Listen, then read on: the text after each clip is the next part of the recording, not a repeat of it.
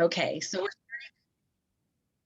starting the intake session with Jody here, and this is an intake session for getting ready for some higher self hypnosis. So I just want to show everyone what's involved when we talk for about 2 to 3 hours. So be prepared. This is going to be a long video, and do a little bit of coaching and chatting in between, but really getting to the heart of what her questions are and what she wants to ask her higher self, given her particular life circumstances. So feel free to watch this as you will, and then we'll have her hypnosis session uploaded separately. But this is just the intake session for now. So it's going to be pretty casual. So, okay, good. It's finally good to meet you on video. And we'll just pretend we're not even being recorded right now. We'll just have our normal conversation. Okay, so I sent you a list of questions, and we were just talking about that before we came on the video.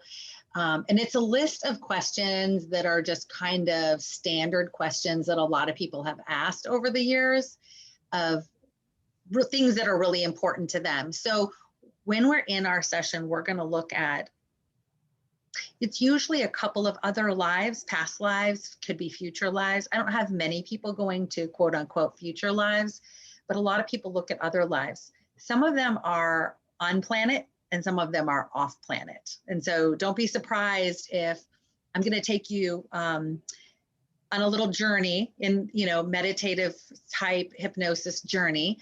And when you get done with the journey, I'm going to ask you to look down at your feet and tell me what you see. Mm-hmm. So really, one of the things that's really important is to not judge, interpret, or analyze anything that you see. Because if you look down and you see green hairy bird toes and you're like, wait, this doesn't make sense, and you have like elephant legs attached to them, you're going to be like, oh, this doesn't even make sense. This is not a real scenario, by the way. I'm just you're going to say it doesn't make sense. So, but the important thing to remember is nothing, it doesn't have to make sense to your human mind. So it may be something that you're just, it's really not even part of the scene for real, but it's just getting the kind of juices flowing as far as being able to speak what you're seeing.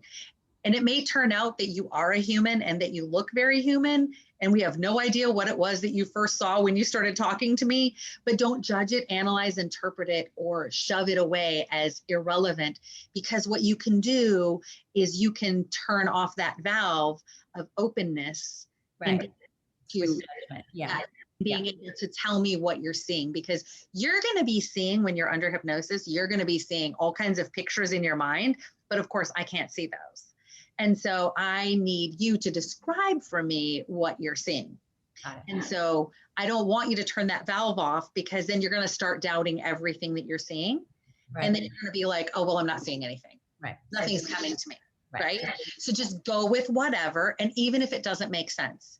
So I don't know if you saw, I have a YouTube video out there about a woman when she first started her session.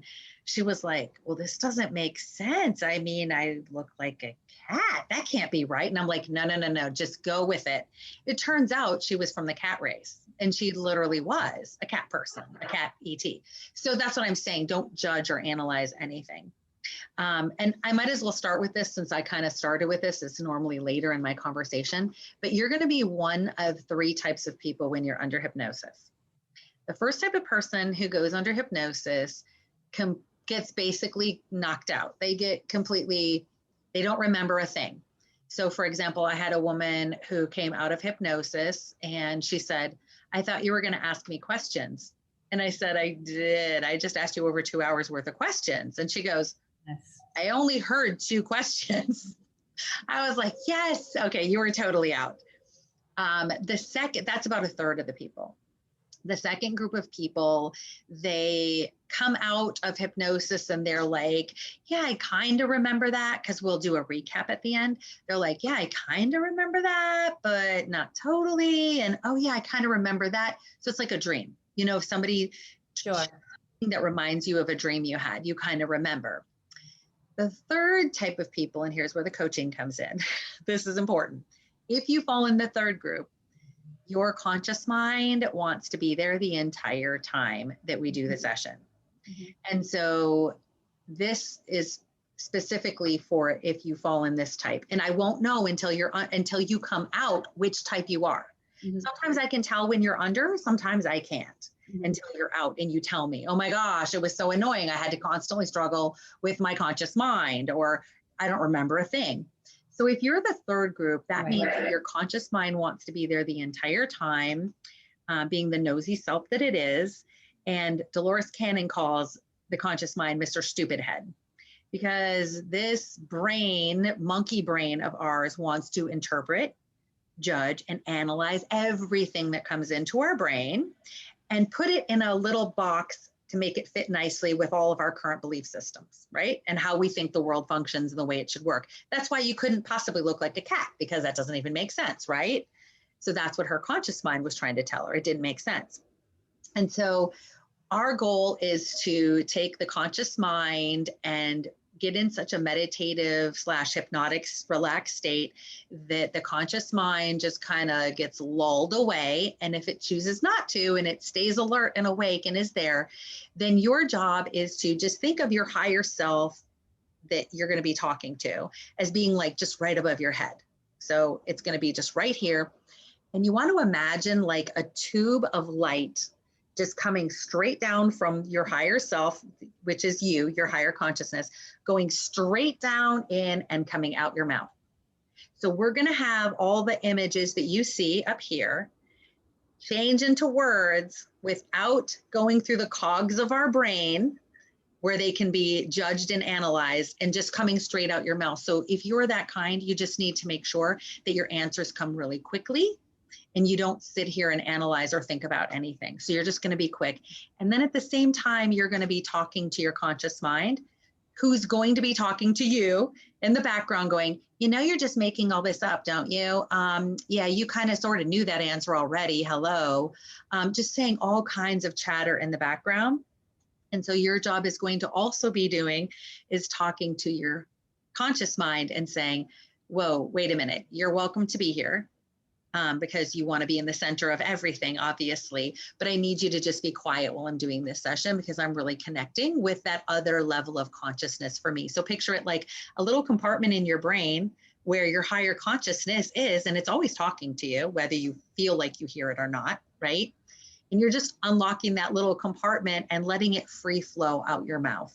And so you're really just channeling or speaking without having the conscious mind or the monkey brain interfere. Does all that make sense?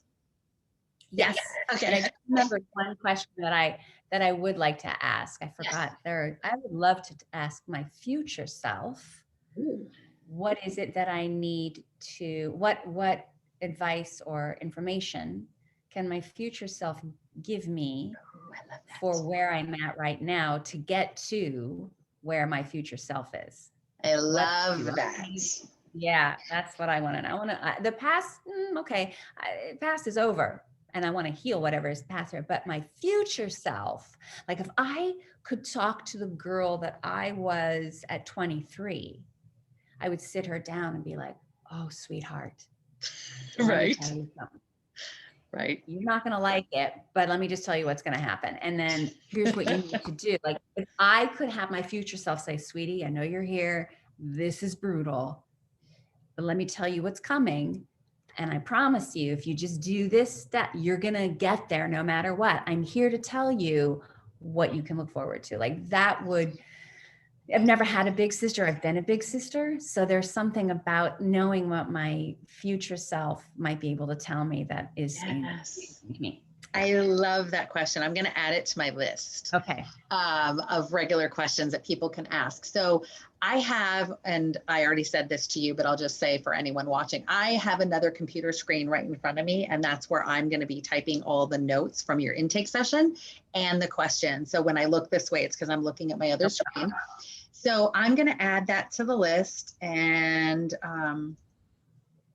what advice, we'll word it this way, because we're honing the list of questions that I'm going to be asking your higher self when you're under. So I want to make sure that you're okay with the wording. What advice does information, like what information? What information, yes.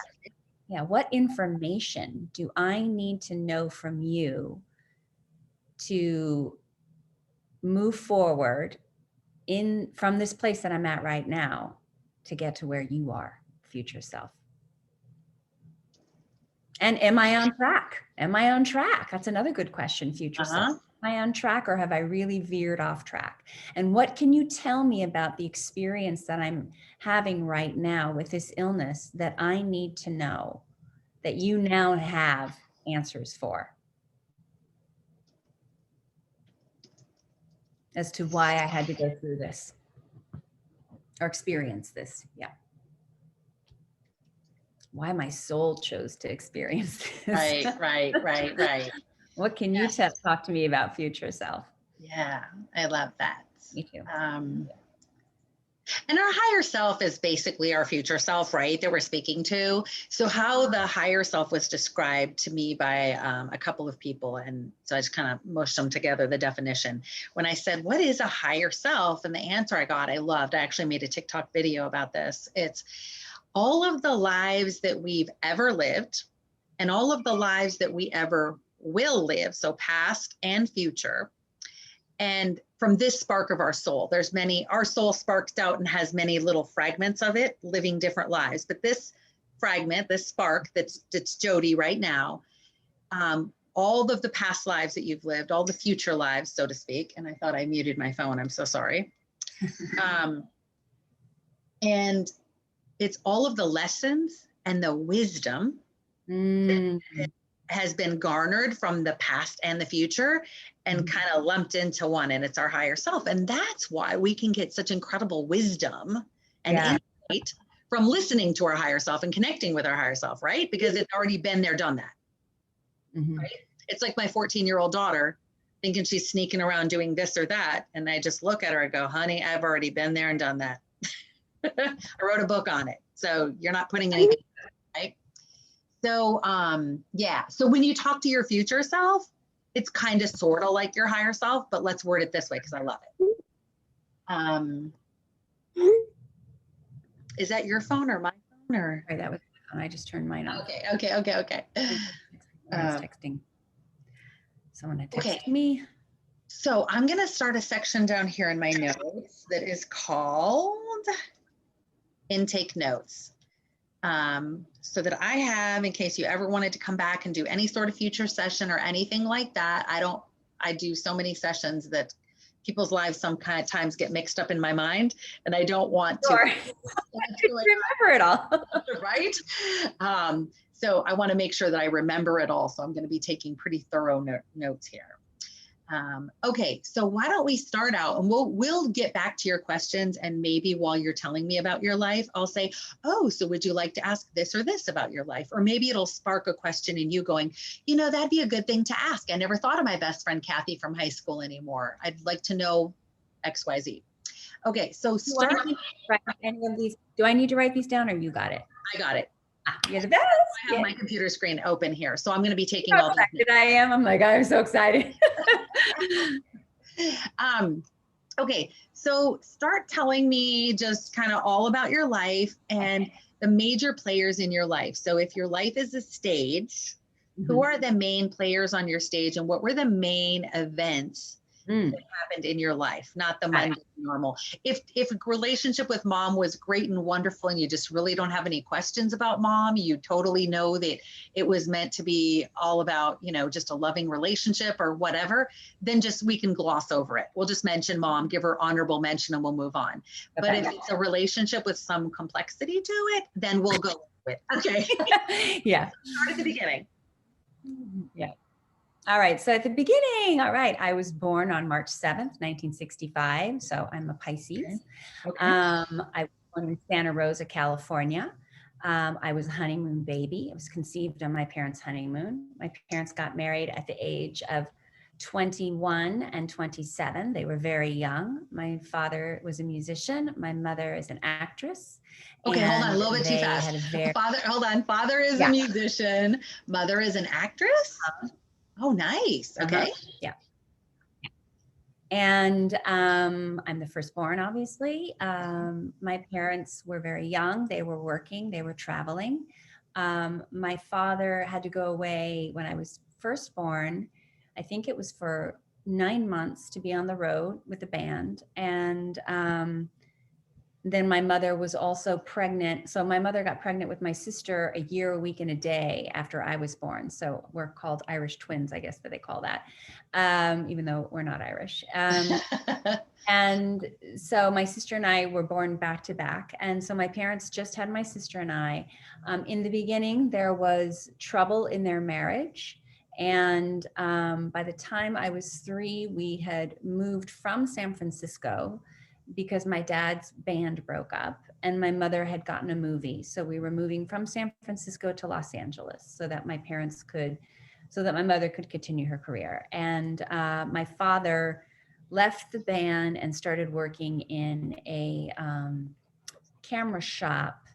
And then he became the head photographer at Motown. So I grew up in Los Angeles in that vortex of the pop culture world with 2 parents who were artists, who were pretty successful in their businesses. So I was surrounded around that world, and it just was normal to me. Okay. At 4, I was molested at nursery school, and it was very traumatic.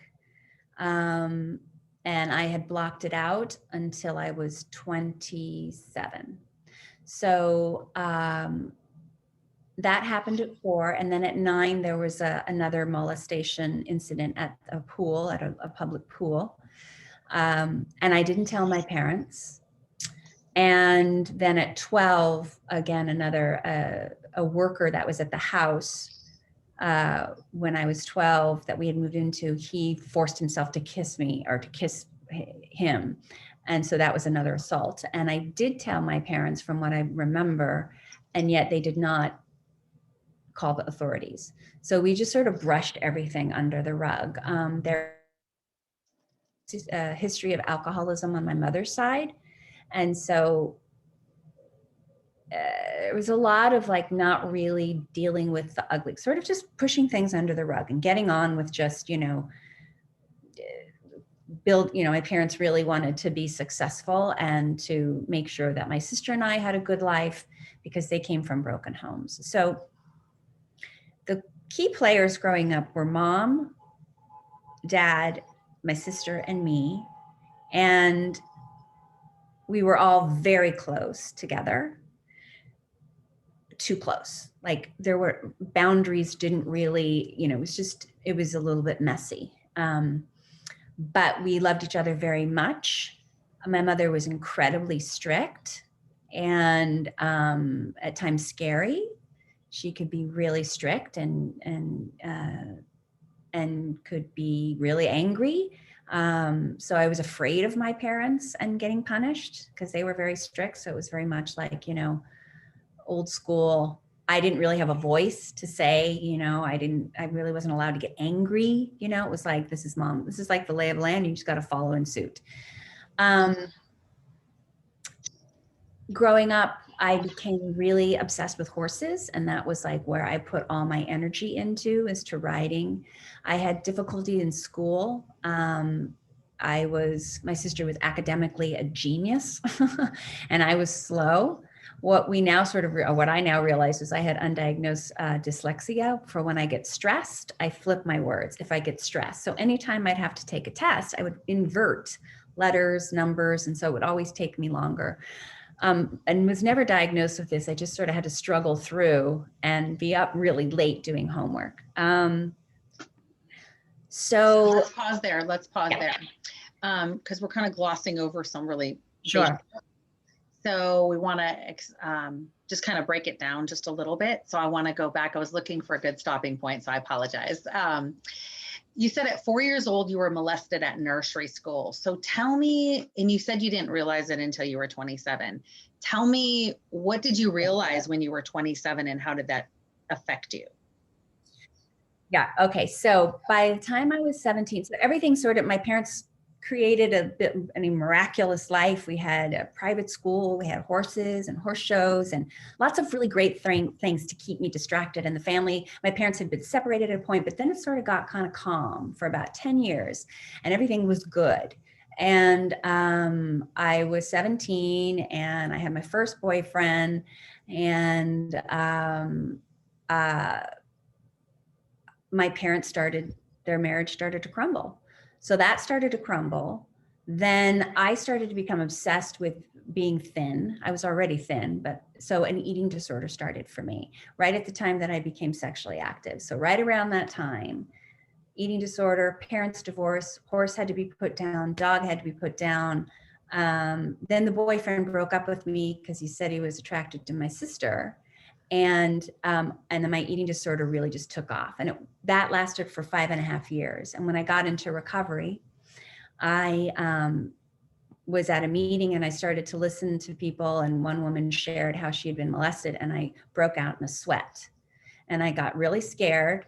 And I thought, oh, no, no, no, no, no. And then I think I spoke to another woman, and she said, well, you can go see this therapist. And I went to them and I just listened, and I started to realize that I had some of the similar qualities that they did in terms of like our eating disorder and anxiety. And so I started to do some therapy, group therapy. And then one day I was in session and I started to get a body memory, and my therapist said, just start to write it out. So I just wrote out what happened. And I was flooded with shaking and tears and crying, and I knew it was the truth. And I went back and I told my parents, and obviously they were shocked. But to my mom's, my mom was helpful in sort of putting together. She's like, well, I do remember there was one day that when I picked you up, they had said they put your sister in the corner because she was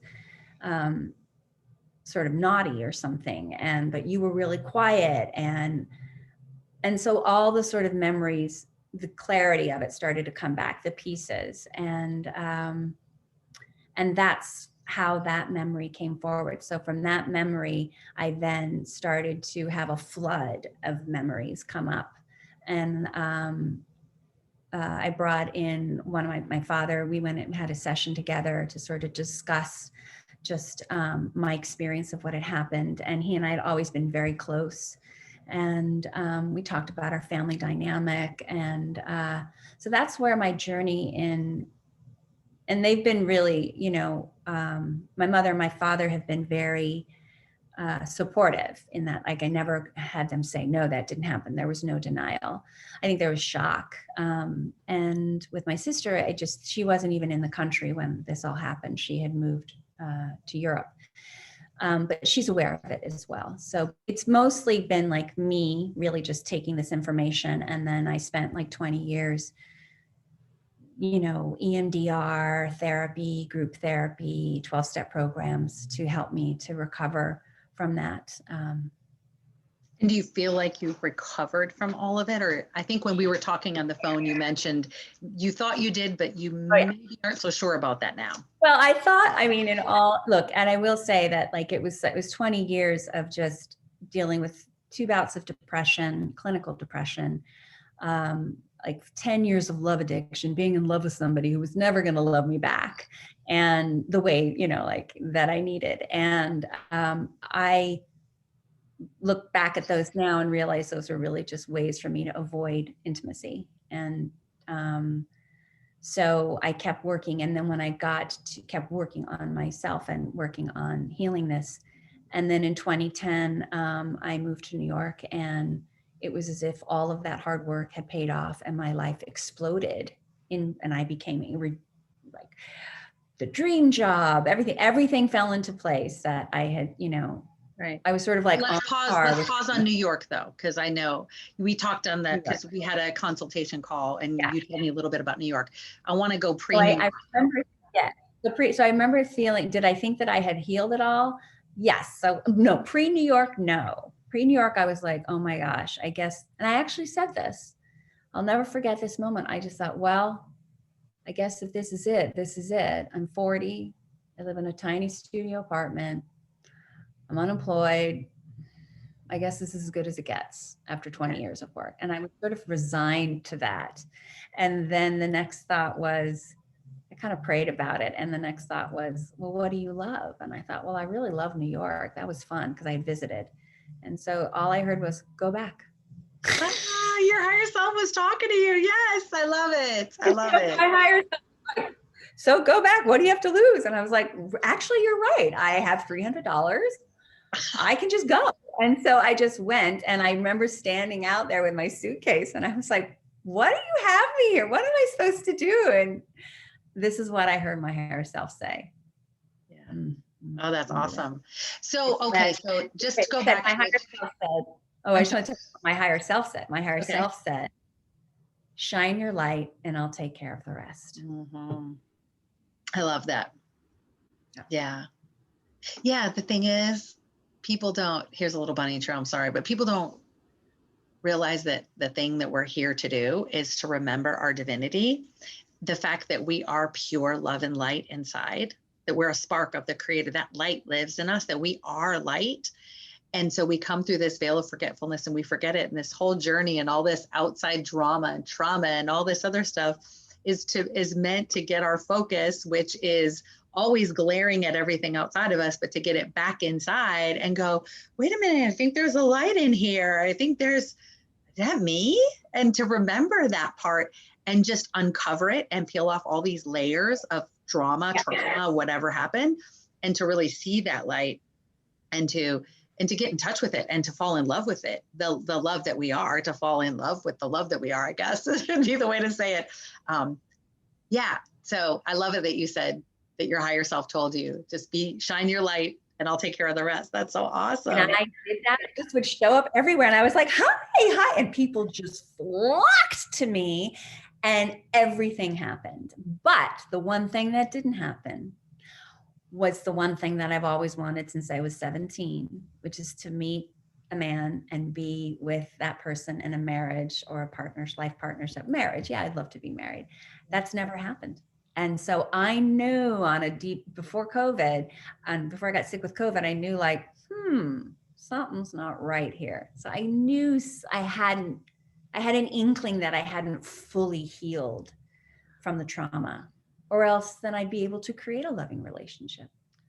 Right. Okay. If it's part of your soul contract and your plan, right? My soul contract. Exactly. That's a good question. Yeah. Right. Yeah. I don't want to spin my wheels. If it's not part of my soul contract, well, then, all right, I'll more than that and get over it. Yeah. So let's, I'm going to add that to the list of questions here. So is having a committed, loving relationship and partner part of her soul? I'm sorry? And marriage. And then I'll put in question, and I'll put marriage as another question.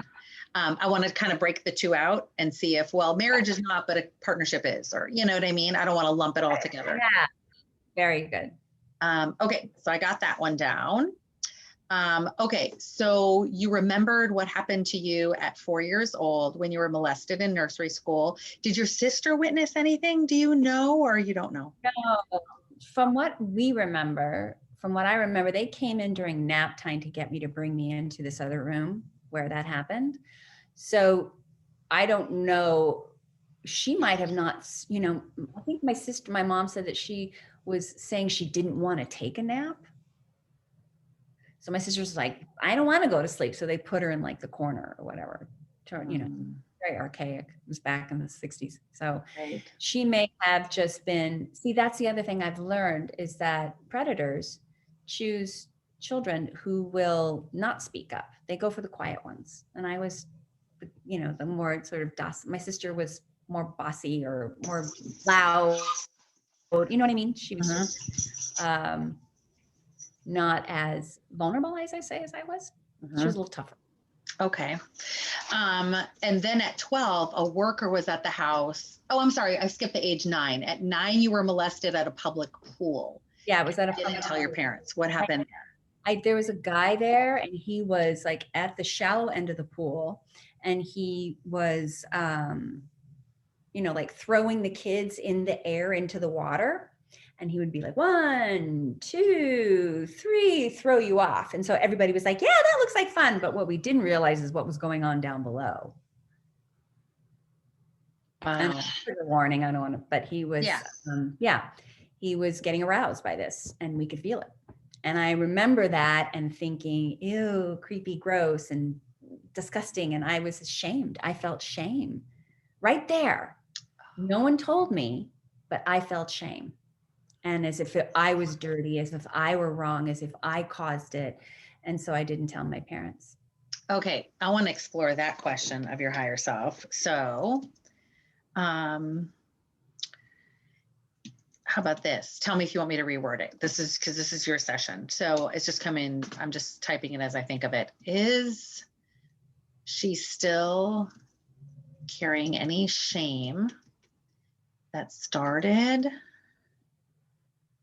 at age 9 when she was molested at the swimming pool?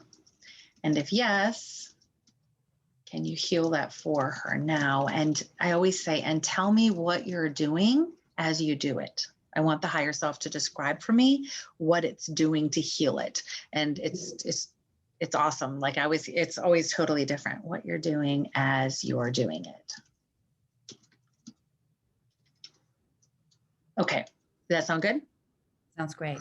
Okay. And then I don't know if I mentioned this when we had our initial conversation, but whatever question I ask here, so like, is she still carrying any shame that started at age 9? So depending on the answer your higher self gives, it may spark off into 3 more questions, just for me to dig deeper into that topic and say, okay, so, is she still carrying it? And maybe your higher self says, well, she's not carrying it on a conscious level. And I'll say, well, is she carrying it on any other level? Okay. Is it in her aura? Is it, where is it? Is it anywhere else? Oh yeah, she's got it. She's carrying it on a core level. Okay. All right. Can you remove it from the core level? Are there any other levels she's carrying it on? You know what I mean? So I want to explore it because I want to take it by the root and not just part of the root. I want to pull the whole root out and get rid of that whole entire thing. So that's what I say. So don't be surprised if you're conscious during the hypnosis session and you hear me asking questions that are not on your list originally, because I'm just trying to get the whole root out. Okay. To heal. Okay. All right. And then you said there was an instance when you were 12, a worker was at the house and forced you to kiss him. Mm-hmm. So, and you did tell your parents about that one, but they swept it under the rug and didn't. Yeah, I did tell them, and I know the police weren't called. I vaguely remember somebody saying to call their office or something, but that's all I remember. And what I remember after it happened, my parents had like a little bar cart, and they had like some vodka on it. And I remember the taste of his thing was so gross on my mouth that I took like some vodka and let it burn like it all out and spit it out. And that's what I remember. Oh my God, I didn't even talk about the worst part of that experience was that he kissed me, like forced, because I said, oh, here's your check, because nobody was in the house but me. So my parents had left to go run an errand with my sister. And they're like, this guy's done with his work in about an hour. Here's his check on the table. Just give it to him and then he'll be gone. So I gave it to him. He like forced that kiss on me. That was gross. Then he left and I forgot to lock the front door. And he came back in the house calling my name. And I had hid in my bedroom in the closet. And he walked through the house and I was just hiding in my closet going, oh my God, I hope he doesn't find me. And he walked into my room, but didn't walk into the closet area and then just walked out and left. So it was really weird. It was really scary too, the whole thing. So that's what happened at 12. Okay, so how did you feel from that one? Did the shame kind of come back, or what were you feeling and experiencing at that time? At that time, I felt disgust. I did not feel like it was, I still felt afraid to tell my parents. So I still, because I can't remember if I minimized it or I can't remember, but I think I still felt like I was at fault, that I might have subconsciously might have caused it. Because I'm remembering feeling scared to tell them, like I'm going to get in trouble or bad things are going to happen if I tell someone, or it's going to be a big deal, or I'm going to have to, like, what if he really didn't, what if it was just like an innocent kiss on the lips? But I was trying to justify it. So that's what I remember experiencing emotionally. But I also remember feeling really scared. I felt a lot of fear. Okay, I felt a lot of fear. And she felt unsafe? Yeah. Yes. I felt unsafe and unprotected.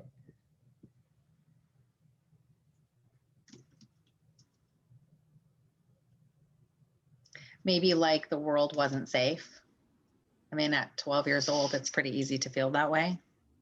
And yet I felt really safe, which is why I believe I felt like the rest of my life was so safe. This was such a rare thing. Mm. And so I, you know, I too probably just was like, let's just bury that. Okay. You know what I mean? Like I don't remember it being a big deal. Okay. Okay. So here's how I worded the question. At age 12, when the worker kissed her, she felt afraid to tell her parents, and she felt disgust and like she was at fault, that she subconsciously might have caused it. She felt unsafe and unprotected in that instance. What emotions or trauma is she still holding on to from that encounter and the other molestation encounters that you can heal for her now, if any, right? Right. And then that will likely spark other questions from that one. Okay, so I'm still flushing everything out here. So you said mother pushed things under the rug and didn't want to deal with ugly. Your parents wanted you to have a good. I think my mom, I think my appearances were really important. So my mother is an actress, very beautiful. My dad was a big photographer with celebrities and models. So appearances were really important. And so we kept up a really good appearance. We looked really, really good on the outside. Like everybody looked good on the outside. And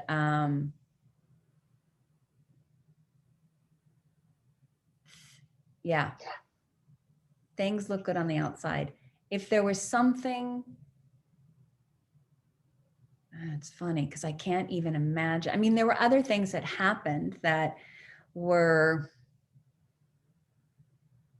that I did. I remember I stole a science final in 9th grade, and I got Stole the what? Science final. Like I really, yeah. I mean, but there were like huge consequences. Like of the school, I was a very good girl, but then once, if I did do something wrong, like I stole a science final. Like, I did that peer pressure. I wanted to be cool, and it was really bad. And I would feel an overwhelming amount of guilt and shame. And so even if my parents were very strict, so we got grounded or punished or, spanked or whatever, and we would get in trouble. So I do remember living in a pretty much constant state of making sure I do the right thing all the time, being afraid of making a mistake because you could get in a lot of trouble. Being good was really, really important. Doing the right thing is really, really, and not that that's a bad thing, but I don't know why I feel so hyper. Like my perfection is about, I need to be perfect so that I don't get in trouble. Okay. Getting in trouble is really scary and really painful. Good, because I'm formulating another question here. Yeah. Give me 1 second. Because getting in trouble was scary or fearful for her. So I wrote, our guilt and shame, just out of curiosity, we want to see if you have any of this. Our guilt and shame, things she carries, and being afraid of making mistakes. She was raised to be good because getting in trouble was a fearful experience for her. So we can explore kind of the whole energy around all of that, right? Okay. All right. Yeah, nobody talked about, like, we didn't talk about, my mom came from a very alcoholic childhood. My dad had a divorce. Like, we didn't really talk about that stuff. Like, no one talked about all the belief systems that growing up with alcoholism. My mother did a TV show when I was really young. I probably was 12 at the time. And it was about being an alcoholic mother. And I remember at the end of the show, they said, if you think you have a problem with someone else's drinking, you can go to Al-Anon. And, but no one ever, I did that in my adulthood because that was the 12-step program that helped me a lot to deal with the underlying belief systems that alcoholism can create, which a lot of it, in my opinion, is about not really looking at the ugly things. You know, it's like denial. You know, let's not look at that. Yeah, Let's it's not explore self-medicating. this situation. Yep. Self-medicating all the stuff you don't want to deal with or look at, right? Kind of like how pharmaceuticals cover up stuff. Yeah, and I didn't grow up with any active alcoholism or addiction with my parents at all. But it was very much, everything was really controlled, you know, like control is another way that someone who grew up with alcoholism is like, let's just control everything. So I didn't have that growing up. So my sister and I lived and it served us well in a lot of ways. But mine gets complicated because I have all my other, I have my trauma involved in that. So I feel like I haven't really been able to separate between like, I was just thinking this the other day, I feel like my entire life has been one big trauma response. I'm going to write that down. Instead of really living and thriving, I'm just surviving and trying to avoid triggering my trauma. I feel like that's my whole life. With about 5 years where it was like free and easy. And that's not to say that my childhood was all traumatic. There were incredibly great things about it. But I just know that there was always a part of me that was hypervigilant. Wow. Okay. There's a lot of good stuff here. I mean, I don't mean it that way. Like we're coming up with a lot of really good questions that are going to help like really dig for the root in these things. That's what I meant by that. So, cause I wrote, she feels like her life is one big trauma response and she's living to avoid triggering her trauma instead of thriving. What can you tell her about this? So I want to leave it pretty open-ended, right? I don't want to put words, so to speak, in your higher self's mouth and kind of limit it. I'd rather leave it open-ended. What I found out in doing this type of hypnosis is our higher self, I told you the vast amount of information that it has about us, our soul, our journeys, our lives, this life. And if we have to ask very specific pointed questions, because if we were to just say, tell me everything you know, higher self, you wouldn't even make it out alive. You'd die of old age, right? Just listening to your higher self tell you everything. So we have to ask very pointed questions. And the higher self normally, not always, but normally doesn't answer a question that we don't ask. You know, because I'll say with people under hypnosis, well, why couldn't you let her know this? Like, why did I have to pull it out of you, higher self, and ask this? Like, why couldn't you just let her know? You know, and it comes with all kinds of different reasons, but our higher selves can't possibly dump every piece of wisdom it's ever gotten over all these lifetimes into us. Right. You know, it kind of just picks and chooses, you know, when we're individually dealing with our higher self, what we need most at that moment, what would help guide us, like putting the lamp right before the path on our feet. So I just say all that to say, I just want to make sure that our questions are really digging at the issues that you want to be looking at. So we make sure we're asking the right questions. Okay, so then you said, okay, we talked about that. Key players, you were all close, but the boundaries were messy. Tell me about that. What do you mean by messy boundaries? It seemed like we were super close. Do you know what I mean? Like enmeshed. Okay. Yeah. And so there was a little bit of like, or weird in that way. Some of it was unhealthy and some of it was not, some of it was unhealthy. Some of it was just too, some of it was unhealthy. And I worked very hard in my 20s I took like a 2-year break of talking to members from my family during my recovery, so that I could get my thoughts clear instead of their opinions and their experiences. I had to really distance myself. So I took a moratorium for like 2 years, and I was able to then create this, because what I found myself was I was just constantly reacting off of my parents' opinions or my sister's opinions about my recovery. Not that they were judging me or saying that it was bad. It was just their input I was so enmeshed. That's the word. We were very much enmeshed. So that divorce was incredibly painful because we all were so happy to be a family. So the divorce was brutal for everyone. And my sister just left the country. My father went into a deep depression, and my mother pretty much lost her mind. And I was asked to leave the house at 18. So I had to leave the house. So it was a very traumatic experience, that divorce, as well as it was sort of at the same time, the boyfriend that I thought I was going to marry and all, all that stuff. And it all happened within that year. So that year from 17 to 18, 17, 18, 19 were pretty tough. And so that's when my eating disorder started. And then it was like a string of. Okay, so hold on. Let's pause there and freeze that little frame of when your family was going through the whole split in the divorce. So who wanted the divorce? Do you know? So my parents had early stages, my parents' marriage was up and down, but I don't remember it because I was too young. But they had been separated twice, I think, before I was like 5 or 6. And then they finally just decided to stay together. And they really worked hard to create this like perfect family. And when what was the question again? Sorry. Hold on, I'm going to finish typing this thought. Separated a couple times when she was younger. My question was, who wanted the marriage to end? Like, was it mom who said I'm done? Was it dad?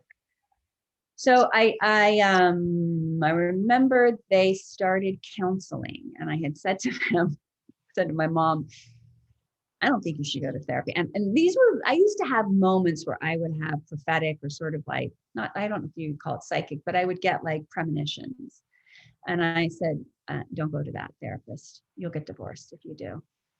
And she was like, and she did. She got divorced. That therapist really pushed her towards getting divorced. Okay. So it was mom kind of taking the lead on separating? My mom was taking the lead so her reasoning was, the girls are grown. We're 17 and 18 years old, or 16 and 17. They're going to be leaving the house soon. She and my dad were not really close or intimate. They were just sort of like roommates. And my mom wanted to, she's like, okay, we put that part of our relationship and that part of our, lives on hold so that we could just get successful and raise children. And now let's reconnect. And my parents they have different issues about their marriage. They have disappointments that happened before I was even like 6 years old, which is why those 2 separations happened. So they never really talked about those either. That's the interesting thing. So this divorce came out of the blue for my sister and I. We didn't even know that they were having problems or that they had problems early in the marriage. And so the therapy didn't really lend itself to really help them reconnect. It actually helped them deconnect. And then my father felt, then it was sort of like a back and forth. They were like, he would be there one week, then he wouldn't be there one week. And then it was just back and forth. And they weren't coming to any sort of like common space or agreement on anything. And I think my mother was sort of holding the divorce over my dad's head as a means for him to change. And then when he finally got fed up with that, he just said, file it, I'm out. So that's what happened. Okay. And so, but it devastated him, obviously. He got very depressed. And he lost all his money. And then, but when they went to court, he didn't really fight for himself. So the tax returns showed that he made more money in the prior years. But then after the divorce, with the divorce settlement, he didn't fight for himself. He just sort of was like, I don't really know the details of the court stuff, but all I do know is that he then ended up having to owe her money and he had no money. So then it became about, even now that my parents don't speak now. And so my dad didn't have any money to pay her. He went bankrupt. And then my mother her career started doing better. And then I think at some point she was willing to waive it, but then he got remarried to to a very wealthy woman. And that disappointed my mother. And, I try to stay out of their drama because it's not mine. But I will say that from the time I was 19 until probably, I don't know how old I was, even now, it's still something like, it's hard for me to have a conversation with my mom about my father. Like, I just can't. She has so much of her own emotional baggage regarding their lives and his new marriage. So I just know it's not my business. I have a relationship with my mother, and I have a relationship with my father, and I have a relationship with my sister. But are we a family? No, we are not. Okay. So how is your relationship with Dad now? My dad is like he has never failed me. My dad has not a perfect man, but and we worked on this in therapy when I was in the therapy the first time when I came out with the memories. We went into therapy together and we sorted through all these moments where I felt like I didn't understand this. And he was so great. He owned where he wasn't right, with tears in his eyes. He was so brave to do that with me. And he and I just came to a place where I was like, okay, I can see where I misunderstood this. Like, it was really, really helpful. So we did that, and that was intense, And then from that point on, he's always been there. He's always had my back. He's always supported me. And I mean emotionally, he financially obviously couldn't support me. So, but what happened is now through this COVID thing, it's been so hard for me, and the bills got so astronomical. He financially has helped me out with those medical bills that weren't covered by my insurance. And he has been my rock through this. He's always been there saying, I get emotional thinking about this. Oh. He's always been with me. And he's always said, I don't care what you do with your life as long as you're passionate about it. Wow. He's like, success to him is not like me making money or whatever, and I ended up being very successful. I now represent all of his artwork, which is pretty famous. So that's how I got into the art world. And so he's just been an incredible, he's been a friend. He's not a friend. He's my dad, he's my dad, and he has my back. And he always wow. You're really, really fortunate. I know you know that, right? Yeah.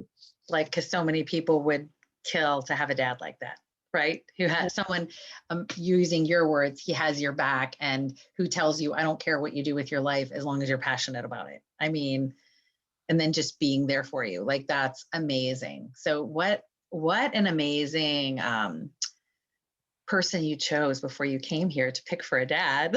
Wow. That's awesome. He wrote a song about me. Are you kidding me? Like, when I was a little girl and he was a musician, he wrote a song about me. But my dad and I have always had a very special relationship. I think my dad understands and saw in me sort of the underdog. And he felt like he was an underdog as well as a kid. And so even throughout my childhood, whether it was I was struggling in school, or the boys didn't like me, or, the girls didn't like me, or the mean girls, he just always was there to tell me, like, it's going to be okay. Like, you're going to get through this, and I believe in you, and you can do this. Wow. Even if he came up with some far-fetched idea, he's like, I believe in you, and it's really rare. And I'm very grateful. Wow, that's awesome. Yeah, to hear words like that, just, and this is more for anyone who happens to be listening at some point. So if you don't have, and maybe you'll have another relationship that you can relate to what I'm going to say, is let's say you weren't able to get that from dad, or let's say I think you said you can't really even talk to mom about stuff either, right? Right now. Right now, right. But what you can do is you can go in the spirit and have that same conversation with mom that you wish you could have in person, in the physical. And it's literally the same thing, because, and my higher self taught me this, because, and I had to do this with my own dad, because my dad was not, anyway, he allowed my stepmom to be verbally and emotionally abusive to me and pretended he didn't see it and all this stuff, which really traumatized me, the way she treated me. And so I had to take, and he's still alive, but I just know I can't have this conversation with him in person, because he would never own up to it. And it would just completely kill our relationship, because in his eyes, his wife can do no wrong. Like, she's just this goddess, you know, and whatever that they've got going on there. So I had to take the conversation up to the spirit and have a sit down with him, so to speak. And he told me all of these things that were so amazing. And you might feel like, gosh, I'm just making this up. Who cares if you're making it up? But you're actually really not. I mean, these conversations are really real. That stuff is more real than anything we see in this physical world around us. I know this, right? I just know, like, I feel it. And so he told me, you know, sweetie, I'm just doing what you told me to do before we came down here, because you and her have this thing that you're working out. Come to find out, I beat my stepmom to death in a previous life. So we have all this karma going on between her and I. And growing up, you don't know this, right? You have no idea this is what's going on in the background, that you're working out all this karma from me having caused harm to her in another life. And so he said, you asked me to do this so you and her could work this out. And that you made me promise. Oh, I thought I turned that off. Sorry. You made me promise that I wouldn't interfere. And I told you that I didn't think that I could do it, because I knew how bad it was going to hurt you. But you wanted to process through that karma that you had, and you didn't want me to interfere. And you made me promise that I would turn a blind eye, and that I would pretend not to see any of this, and that I would just distance myself from it and step away, because otherwise I would be interfering with your soul path and your soul plan. And then I would create karma for myself from interfering with your karma, and I'd get all mixed up in the mix. And so it was really freeing. So anytime, if you have any relationships or anyone else, like, you know, having to do with, gosh, I just feel like I can't talk to this person, or they've passed, they've died already, and I just don't know how to deal with it. You can definitely have somebody I don't talk to anymore, but I want to know what the deal was. So I definitely have somebody that the guy that I dated. Yeah, you can absolutely do it. And, you know, like I said, it might feel like you're making it up or whatever, but it's not. Like, I've used this a lot in helping people who've come for like emotional healing coaching sessions with me. And I mean, they'll be sitting there just in tears, just getting all these answers that they felt like they wanted so bad, and the healing on a soul level, on an emotional level, from now being able to understand it. There's something with our human mind. We just want to understand why. What's the why? Why did you treat me like this? Why are you doing this? Why did you ignore me, Dad? Why did you pretend you didn't see this? Like, it hurt me so bad my whole life. It took me many, many, many years to get over it. Like, how could you pretend you didn't see this? Like, of course you saw this. It was going on right behind your back, so to speak.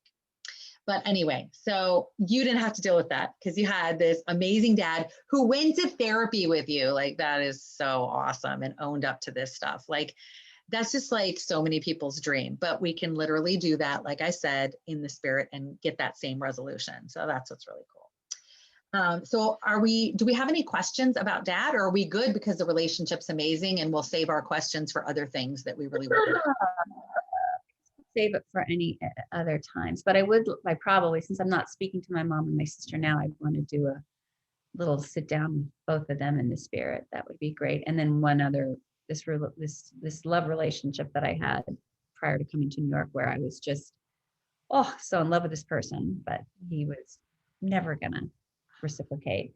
Okay, well, let's start talking about Mom then, before we get too far. Okay, so Mom, tell me about your you've told me a lot about Mom, but tell me about your current relationship with Mom And what's going on with mom? We're currently not speaking. Okay. My choice. I asked for a break. I went home it's not home. Home is New York, but I went back to the childhood home in October of last year because I was so sick and with COVID and long COVID, and it was just like, come home, we'll take care of you and blah, blah, blah, blah. So I went out there and quarantined for 2 weeks and then went into my childhood home. And that was the first time I'd been home since I was 18. Oh, so she stayed in the marital home. Yeah, she stayed in the marital home, and my dad gave it to her in the divorce because he said, if the kids ever need to come home, then I want to have a place. Oh. Well, I wanted to come home at 27, but that didn't work out. My mom wouldn't allow it. And I had 2 clinical nervous breakdowns. So I lost my home, my apartment at the time. I had to sell my car. I had nothing. I couldn't work because of the PTSD. I became agoraphobic. So okay, hold on. Let's freeze there. Let's explore that a little bit further, and then we'll get back to mom. Yeah. So at 27, you had a nervous breakdown? Yeah. Okay. And what do you mean by nervous breakdown? Like, what happened to you? So the therapy, it kicked up all of those memories, and I started to become agoraphobic. I got afraid to leave the house. I was having a lot of anxiety. I just kind of disappeared into my apartment and would go to therapy, but I was just depressed. Yeah, really clinically depressed. And we tried medication, but I was allergic to all the SSRIs. So I just had to sort of crawl my way out of that.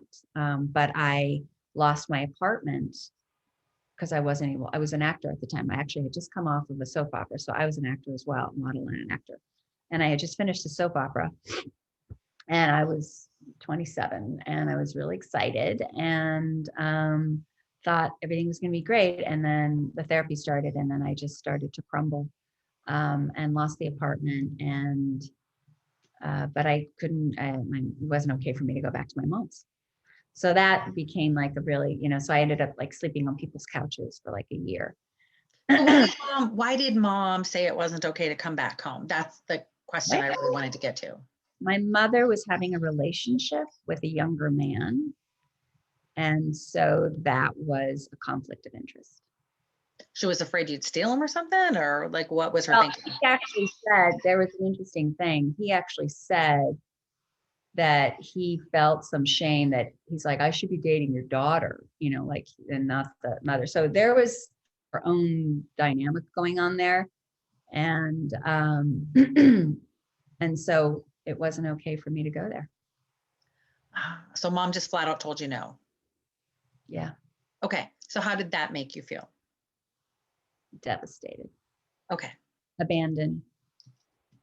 That's what I was trying to get at. Okay. Yeah. Abandoned.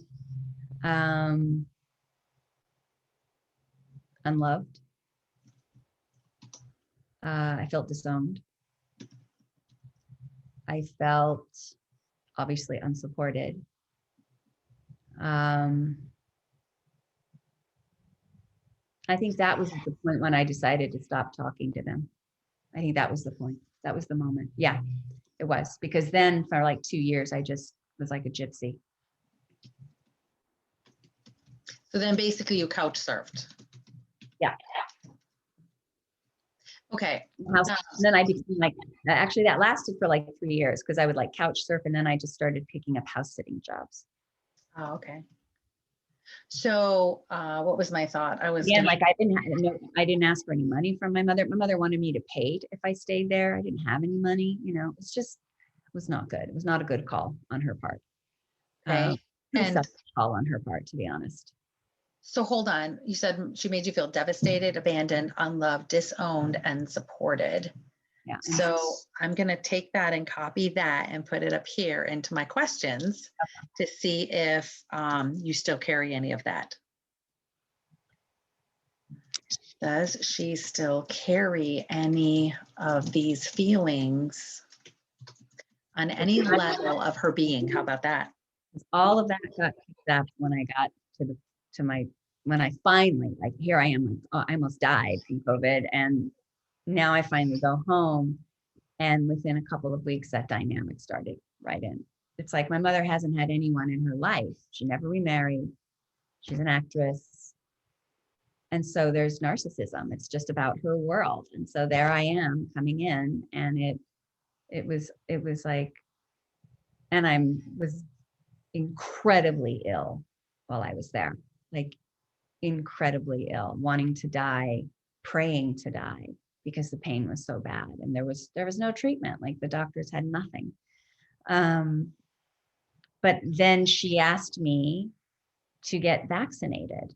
And I was first on board, and then something in my body started talking to me and saying, don't get it, don't get that vaccine. Because my sister and my mom wanted to go back to everything's great and we need to get together. And their idea of the threat of COVID was way less than mine, because they hadn't lived through what I've been through being in the epicenter in New York. They were in California. So they were like, hey, everything's great. We just get our vaccination and it's all going to be great. But I literally got there, and then the huge spike in California happened. So I was reliving all that trauma that I had just gone through again in California. But I never really, I think for a little while, my mom and I did our best to make it work, but it's just no. And so when she asked me to get the vaccine and I said no, then it was like, well, you have to leave, because I need to be able to live my life. I've been in lockdown for a year. And I was like, everybody's been in lockdown a year. I've been in lockdown for over, like, I've been wanting to die. Like, I've been so sick, I thought I was going to die. But you want to go out and get your haircuts and do all your stuff and get back to normal life and be happy. And my sister kind of co-signed that, saying, well, yeah, do you expect her to take care of you in her final years? And I was like, no, I just need more time, and I needed more time at 18. And I couldn't come home. I didn't want to leave at 18. So it was just a repeating of that. And I actually expressed that to her. I said, this is the same thing that happened to me at 18. This is the same thing that happened to me at 27. And here I am, 56, and it's happening again. And I just knew I shouldn't have gotten that vaccine. And I didn't. And then they pulled it. And now they're saying that specific vaccine can have an increase in males in pericarditis and myocarditis. I got pericarditis from COVID. Had I taken that vaccine, it might have so I'm learning to listen to my body. And my mom apologized for dismissing my concerns about getting the vaccine. But at the same time, she was like, but then just go get Pfizer and I'll take care of you. Just go get Pfizer and I'll take care of you. But in my spirit, I just knew, no, it's time to go. So I just booked a flight and I left. But, if I wanted to stay and not get the vaccine, but that wasn't an option. It was like, you need to get vaccinated so we can get on with our lives. And so again, I felt unsupported. I felt kicked out. Right. Rejected, abandoned. Okay. Rejected, abandoned. I felt really like I either have to take a vaccine, and look, they're all vaccinated and they're all seemingly fine. But the reason I got into this situation with long COVID was I didn't listen to my body.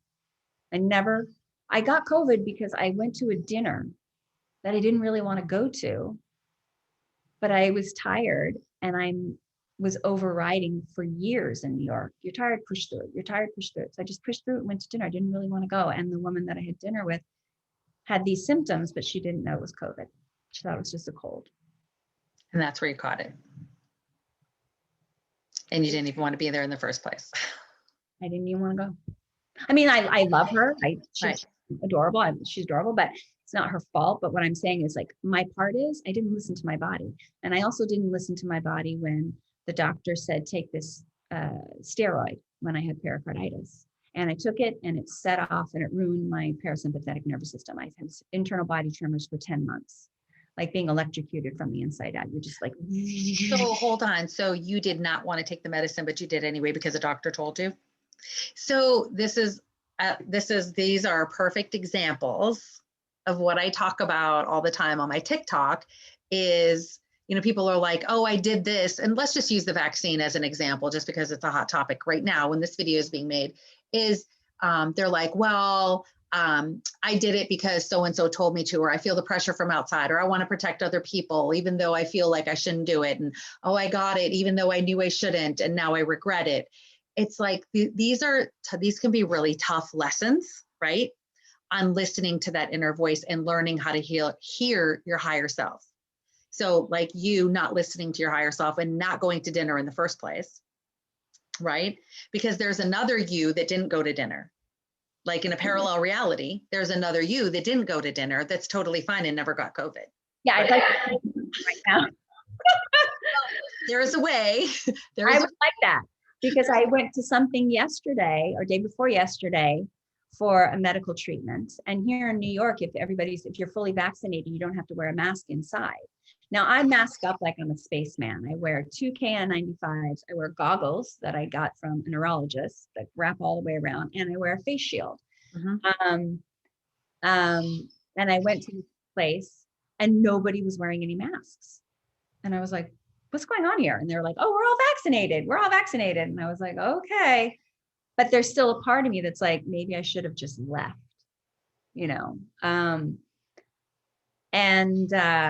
odds are I didn't contract COVID there, but there's a part of me that's still knowing, like, how far do I go? Like, what's my higher self speaking? This is a question I need. What's my higher self speaking? What's my higher power speaking? What's my ego? What's my fear? And what's my trauma? I love that one. What is your trauma? Is it trauma talking? Because that could be really loud, or is it God, my higher power? Yeah. Like they always say the still small voice. I don't know if I can really relate to that right now, but what I have learned is that if I ask the question a couple times, like, do you want to do this? And if my body goes, and I ask 3 times, and if it's like, no, then I go, all right, we're not going to do it. But if I like ask and it goes, well, maybe go take a walk. Maybe you're just feeling run down, or, maybe the fresh air. If I take a walk and I still want to go do that thing, then yes. But if I come back and my body still says no, I better listen to it. Look at how amazing this whole experience has been to you, to get you to the place where you do, where if, okay, you're teaching me too. Okay. And I go. And it's hard for me to slow down. I don't get enough sleep. Like I really just push in and go. So, I love how this is always like a two-way. You learn from me, I learn from you. I love it. Every interaction we have, by the way, is like that. So I love that, because I'm going to take that and I'm going to use that, and I'm going to start doing what you just said. Go for a walk. It's just like they say, if you want that piece of chocolate cake and you're trying to lose weight, go for a walk. And if you come back and you still want the chocolate cake, then just eat it. You know what I mean? Yeah. And it's not even like an exercise thing. It's just like get your body and your mind to move, so that maybe you can get that monkey mind to just take a step off. They're over there looking at something else. And then I can go, wait a minute. How does my body never lies to me. It has never lied to me. I have betrayed it, and it's been betrayed, but it's still showing up for me. I know. Isn't that awesome? And I don't think we give our body enough credit, right? I mean, they say it in the Bible, fearfully and wonderfully made. Oh my gosh, have I learned that through this experience. Right. I have no idea how brilliant this organism is. I had to lose the autonomic functions. I had to get dysautonomia, which is a dysfunction of all the automatic functions that your body does without thinking. Now it's repairing, but it's like, I didn't even know about this system. Like this thing that we are in is so incredible. It's like the greatest spaceship ever made. I love it. And I took a training one time, and I ended up leaving early because it just got a little too woo-woo for me. But that was just me. Everyone else loved it. But the thing I learned in this, relating to what you're talking about now, is to just be quiet, and just, even if you look at only 1 or maybe 2 body parts a day, and you just say, hey, wrist, I've never given you any time or attention before. And like, you're amazing. Like, you allow me to use my hand. Just look at, like, you allow me to use my hand. Look at those blood veins going from my arm into my hand, and I can move my fingers, and my brain talks to you, and you allow it to just kind of spin around. And like, what do you need from me? Is there anything I can do? And then just sending it, like, just love, right? And thanking it for everything it's ever done for you. And we can go through our whole body and do something like things like that. I was thinking if we could talk to my immune system. I had this vision the other day of all, like, I went, it's so weird. I don't know how this happened twice, but it was before I was going to bed. Because I have such, insomnia is really, really, really one of the worst parts of this long COVID for me. So last night was another night of just not being able to fall asleep at night. So I just went into my brain and I was like, let's just imagine that I am the captain of this ship and I'm standing at the helm and I say, I'm calling in all the immune forces. I need you all to line up. And they're like these little happy little cells and they all line up. They're like, yep, we're here for duty. And I was like, okay, some of you are out there and you think that there's a dangerous situation going on. I'm here to tell you there's no more danger. If that virus is in the particles, any particles are in the cells, the endothelial cells, I need you guys to go to those endothelial cells and I need you to coax out that debris and I need you to then get rid of it and dispose of it and leave the cells by themselves. So I need you all on board with this. And I need you to remember, don't go in crazy and attack because that's too much. You just need to gently ask them to leave. You need to, what is the word? You need to escort them out. You need to escort out all of the debris of COVID. And then I need you all to calm down. I need all the immune cells and all the immune system to calm down and just restore. And I had that little vision and they were like, I had expected to get like resistance, but I didn't. I just got, yay, she's talking to us. Yes, like exactly. Oh, I didn't know I had an audience. Right? It's like when I sing to cows in the field, I just get this amazing audience and they love listening to me sing. I love it. Everything is a consciousness. To my cells and to my immune system and my autonomic nervous system and just say, I want to have a conversation and appreciate and thank you and my request and let them know we're not in danger anymore. And yeah, and just telling them, I mean, I love this, telling them what an amazing job they're doing and encouraging them. So there is a book. I'm going to see if I can find it because this might interest you. I just found it the other day. I guess I maybe found it for you. It is, I downloaded Kindle on my phone. So let me find it. I think it's in my Kindle library. I haven't read it yet. Where is it? Library. I want it right back. Okay.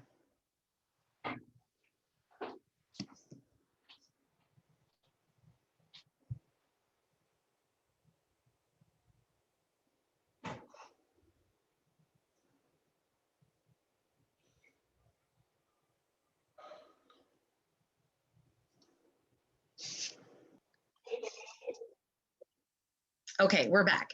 So I did find this book. I don't know if you want to write this down, and I haven't read it yet, but it's talking about what you just described. And it's called, and my higher self taught me how to do this too. And so I was just blown away by the fact that someone wrote a book about this and it's on Kindle and it's called Create a Servitor, Servitor. So like an avatar, but a servitor that will serve you, basically.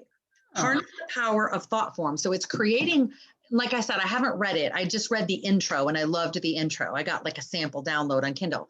And it's about creating thought forms because thoughts are things, right? They're energy, they're things. And you can actually create that thought to be a thing and go out and work for you. Oh, cool. And so it's kind of along the lines also because our cells, our immune system, it all has a consciousness. Right? I mean, look at cryptocurrency. It has a consciousness. You can actually talk to the consciousness of cryptocurrency. You can talk to the consciousness of COVID. Wow. You can talk to the consciousness of anything like that. And so something my higher self taught me, and this was just a few weeks ago, was how to create, and the word I came up with, I hate the word, but it's just like, I just call it that anyway, because I can't think of something better, is abundance bots. And so I just imagine these little, like my higher self showed me in a meditation, just imagine this little round thing with all these kind of like spindly like things hanging down from it. And you energize these abundance bots and say, okay, I'm sending you out to go bring this to me or that to me or that to me, this abundance, this health, this whatever it is, right? Abundance has many different forms, right? Money, health, relationship, whatever. Energize them and then charge them with their assignment and send them out. And so I kid you not, it wasn't even a week later when literally like $8,000 fell on my lap completely out of the blue. And I was like, what? Right? I was like, no way. Like that was crazy. And I thought, wow, okay. So every once in a while now I charge up my abundance bots, remind them of their mission and send them out. And then I found that book. So yeah, so you can create different thought forms and consciousnesses that do that. So I love your example of doing that with your immune system. That's really where a lot of healing is at. That's awesome. Even though it didn't put me to sleep, I still had to take sleep meds last night. I mean, that's another thing that's like so challenging with this experience prior to COVID. Didn't take any medication, didn't take any drugs, no sleep issues, just slept at 8 hours a night every night, ridiculously healthy, vegan for 5.5 years, Pilates 3 times a week, cardio twice a week, walking miles here in New York City every day. Now I'm this person who can only do any activity for only 10 minutes. And I'm on mountains of supplements, and to just get to sleep tonight, I take probably enough stuff to knock out a horse, and it still sometimes doesn't work. And it's just, that's so discouraging for me to be so compromised in my sleep because of the medications that I was given from the doctors in the early part of the pandemic, and having to taper off of those, that disrupts my sleep. So it's just been, I mean, not only am I recovering from this vicious virus that went through my entire body and my endothelial cells. It's a vascular disease now, they know. I'm now having to, withdraw and taper off of the medication that they gave me, which is just a Band-Aid anyway. It's not like they have a cure. They just keep throwing medicines at you going, I don't know, here you go, you're our guinea pig. And then I finally just, I don't want to be a guinea pig anymore. I want to heal. What, where, and how do I get to heal? Right. I don't want to put any more money and time and effort into a system that is broken. Right. Well, and not only that, but getting what is called, they're calling long-term COVID, it has your attention, doesn't it? Like it's consuming, right? So it's your body's way, because sickness, unless it's you're born with a birth defect or something like that, I mean, that's, we're excluding the anomalies there. We're talking about things that happen to us in life that they have an emotional root. And so finding that root, and I think, I don't know if I told you, so it doesn't necessarily happen right away either. We expect it to be a magic pill, like we take a pharmaceutical and it's just going to make the pain go away. Well, like you said, it's not. You can't medicate trauma. You can't medicate the pain. You said that. So it's not a mass medication, but it'll always keep its head back up. Right. Because that's what I know. Yeah, you can't, it's not going to go. So what I've found, unless it's, okay, so obviously you can have miraculous healing where something gets healed like that. And I've seen it in these sessions too. So I would love that. Well, I've seen it, but it depends on what your soul has planned for you. Right. Because if you're done learning the lesson, there's no need to keep going in misery and suffering anymore. It's pointless. And your soul knows it's pointless. You've gotten what you needed to get out of it and it's done. Wipe your hands. Let's move on to the next thing. It's not about just dragging things out pointlessly, right? So, but if there's still some lesson in it that you're still working on, your soul is way more concerned with the lessons you learn, because this life is like this, not even that long in the grand scheme of all of eternity. It's just such a blip, barely a blip on the screen. And so while it feels like it's eternity for us dealing with COVID for a year or whatever it is, that's nothing compared to the lesson and the incredible wisdom and lessons and change in you that's going to happen on a soul level. And it's going to add to that higher self that's then going to go help the next incarnation and the next incarnation and the next incarnation, right? And so your soul, honestly, it sounds crass and unloving. It really doesn't care that much that we're suffering. It really just doesn't. It sees this whole journey as fun and knows that it's like a play or like a video game and sees it as being fun, but it's worth it. The lessons are worth the minor discomfort that we experience in this lifetime. And that's all it looks at is just a minor discomfort compared to eternity and the lessons we're going to get. But it feels huge to us because we're full of emotion and we're right here and we're right in it and we're feeling it in a physical body, right? We're feeling it in the physical body. So if we just look at it from that perspective, that we're getting the lesson. So if we haven't learned the lesson yet and our soul's not done with it, we're not going to get over it because there's still more for us to learn. And COVID has got your full attention right here, right now. And you've made massive changes and you're still making massive changes. I mean, look at you. You never in a million years would have thought, your 20 some year old self never would have thought you'd be having a conversation with your immune system. I mean, you'd be like, that's crazy. Like, that's crazy. I would never do that. Right. So you see where this is going, right? You're doing things that your higher self is driving you to do and your soul is driving you to do and experience things that are outside of the normal matrix that we've been brought up in. It's been an amazing experience at the same time. So if you can pull the love and the lessons like your higher self does for you and all these lives, focus on the lessons and the incredible experiences and growth, you can truly learn to love and appreciate long-term COVID. Like you can truly learn. And Marianne Williamson, she's an author. Can't remember what book it was of hers. I think it might have been at the end of her book called A Return to Love. I believe it was at the end, where she talked about loving cancer, loving just different diseases and things because of where it brought you. You've had all that time to lay in bed or whatever it is, and you've reflected and you've changed and you've grown and all these things that never would have happened without it. And like just that whole attitude of gratitude that can pull you out of it. You know what I mean? Because we don't have any control over it. You know what I mean? We can either walk through this lesson or we can drag it out even longer by fighting it and resisting it. Right? But if we love the lessons as we're going through it, it's going to, number one, be more pleasant, right? And number two, it's probably going to resolve itself much, much quicker because we're looking at it with the only thing that even exists, which is love. Okay. Because only love is real. Nothing else is even real, right? And that's what Marianne Williamson talks about. It's from A Course in Miracles.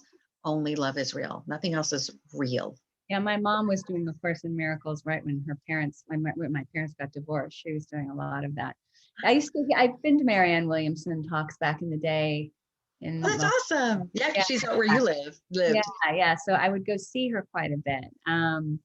And I never studied A Course in Miracles. I never understood it really, to be honest. And I guess there's still a part of me that goes, I don't know. When I look at things that are happening in Syria, that looks pretty real, and that's not love. So my whole physical, I'm still so much a part of this earthly plane. I'm probably a lot more dense than most people, because I do see so much. I've seen so much in suffering, and I've experienced now with this more than I ever thought I ever would have imagined experiencing physically. And so it's hard for me to go like, wait a minute, if but pain is real, is that love? Violence is real, that's not love. So it's hard for me to feel like the only thing that's real is love, because I see so much of a different reality, and have seen so much of a different reality. But we live in a dualistic world, right? And so we appreciate and can really see love when we see its opposite, right? So when we see the horrors, so here's a quick example, and I don't remember where I heard this, someplace a long time ago. So hopefully I'm not giving credit to someone, but that someone who takes the life of another person, who kills someone, they wanted to do it. They wanted to know what it felt like. They wanted that experience, right? For whatever reason, and it was pre-planned, right? They came down here knowing they were going to do that. They end up sitting in prison, and they have all that time to reflect on it. And in prison, not saying this happens to everyone, but in prison, this particular person discovers the value of life because they took a life, right? So they couldn't fully grasp and understand the value of life until they took it, until they experienced the opposite, right? And so now they've got that lesson on a core level, on a soul level now. And they likely won't have to experience anything like that ever again, the taking of a life, to understand the value of life, because they've got that. It's like they've got that chink in their armor and like, okay, I have that battle scar, but I survived it and I'm stronger for it. And I don't have to go through that again. Right? Well, so I'm curious to hear what my lessons are for this. Yeah, there's also a question, I left this part out. But I was in a relationship when I was like 21, and I was going to get married to this person. I got pregnant and I terminated the pregnancy. And so I'm curious if that soul wants anything to say to me. Okay. So let me type all this down then. However, now I have all this genetic DNA testing done on me, and I probably would have miscarried anyway. I don't think I can have children. And the odd thing is, as a child, I knew it. I knew I had this fear of getting pregnant, not because I had a fear of giving birth. I thought I will die if I give birth. And I don't know where I got that thought from, but I've never gotten pregnant since then. And all this blood work that we've done, these genetic testings, there's certain little idiosyncrasies there that show that I would be at a higher risk for miscarriage. And I actually miscarried at 19. And then at 21, I was pregnant again, and then very quickly terminated. So it wasn't a late term abortion, but it was early term.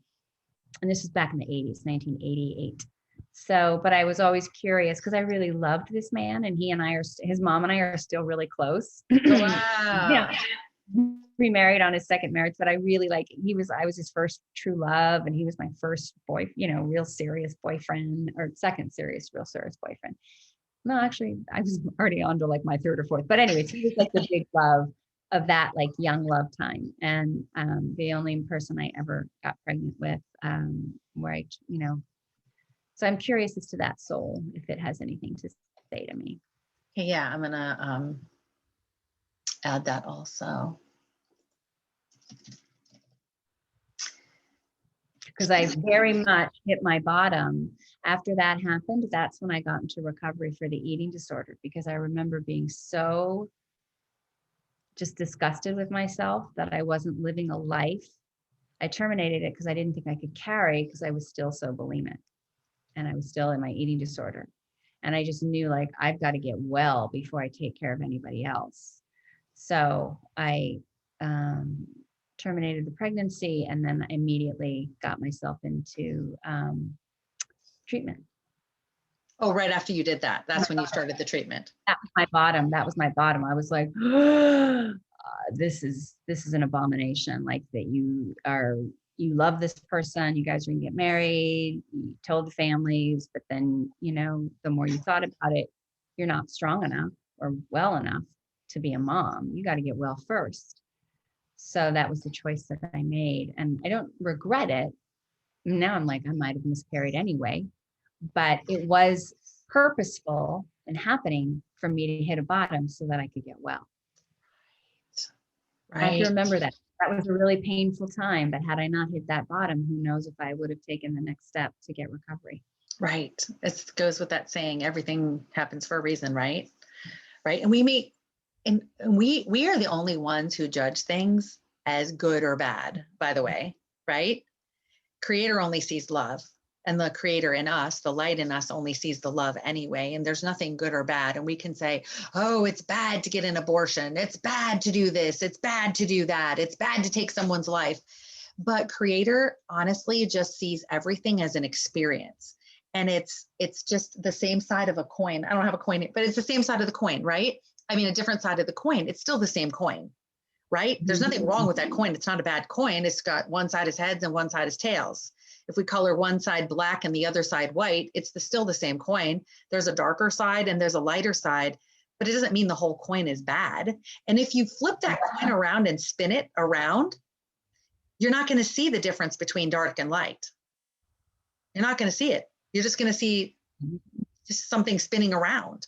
It's not, it's we're the ones who judge it and put our human judgments on it, on whether it's good or bad, but everything. So Bentinho Massaro, who is one of my favorite spiritual teachers, who helped me grow tremendously when I first found him back in 2014-ish, 2015 maybe, he says, and he teaches, everything is inherently neutral, everything.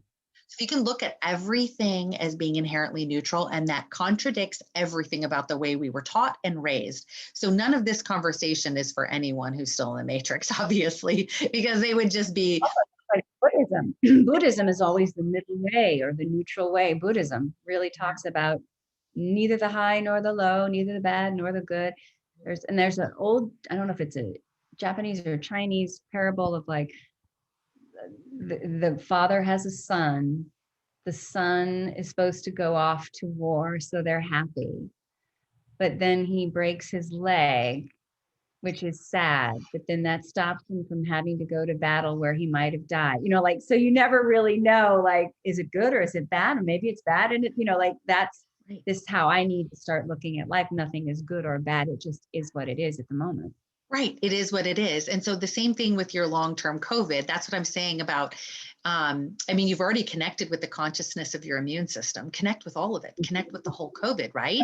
And just start seeing everything as being a servant for your higher growth. This is all here to serve you. Everything, oh gosh, this just came to me. Everything is here to serve you.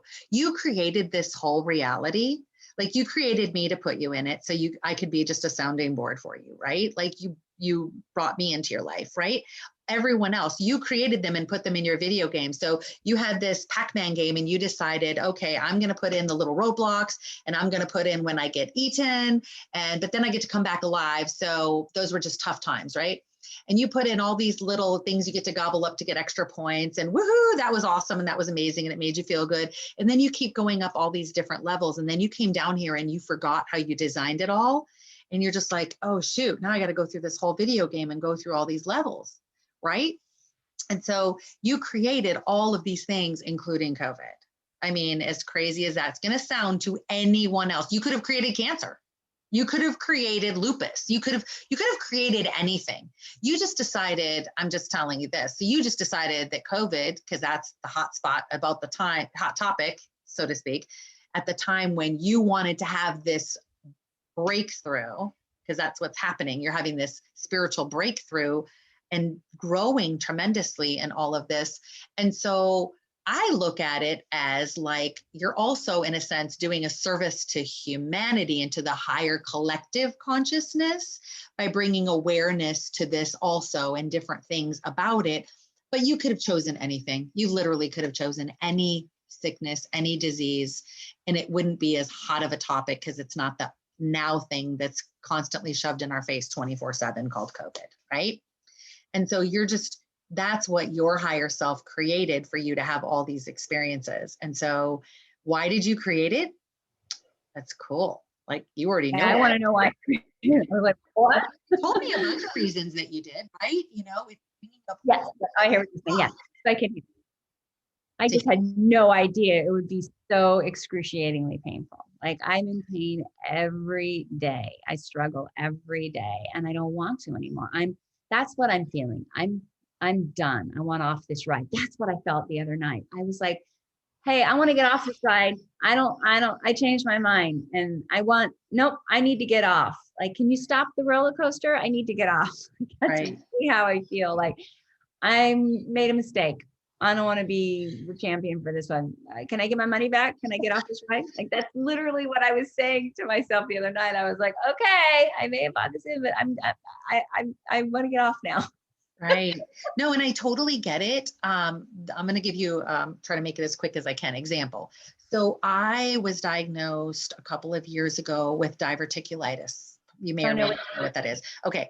Excruciating, unbearable pain in my colon. Okay. Unbearable, like balled up, just feeling like I'm going to pass out from so much pain in my colon, right? And it just like would randomly come, but it only happened like, maybe every 4 or 5 months, which was still too often.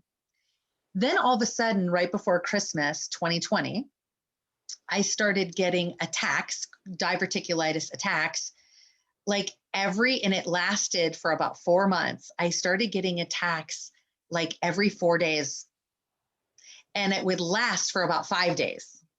Wow. So then I'd have it for about 5 days, and then it would go away for about 4 days, and then it'd be right back for 5 days, and then it'd go away for 4 days and be back for 5 days.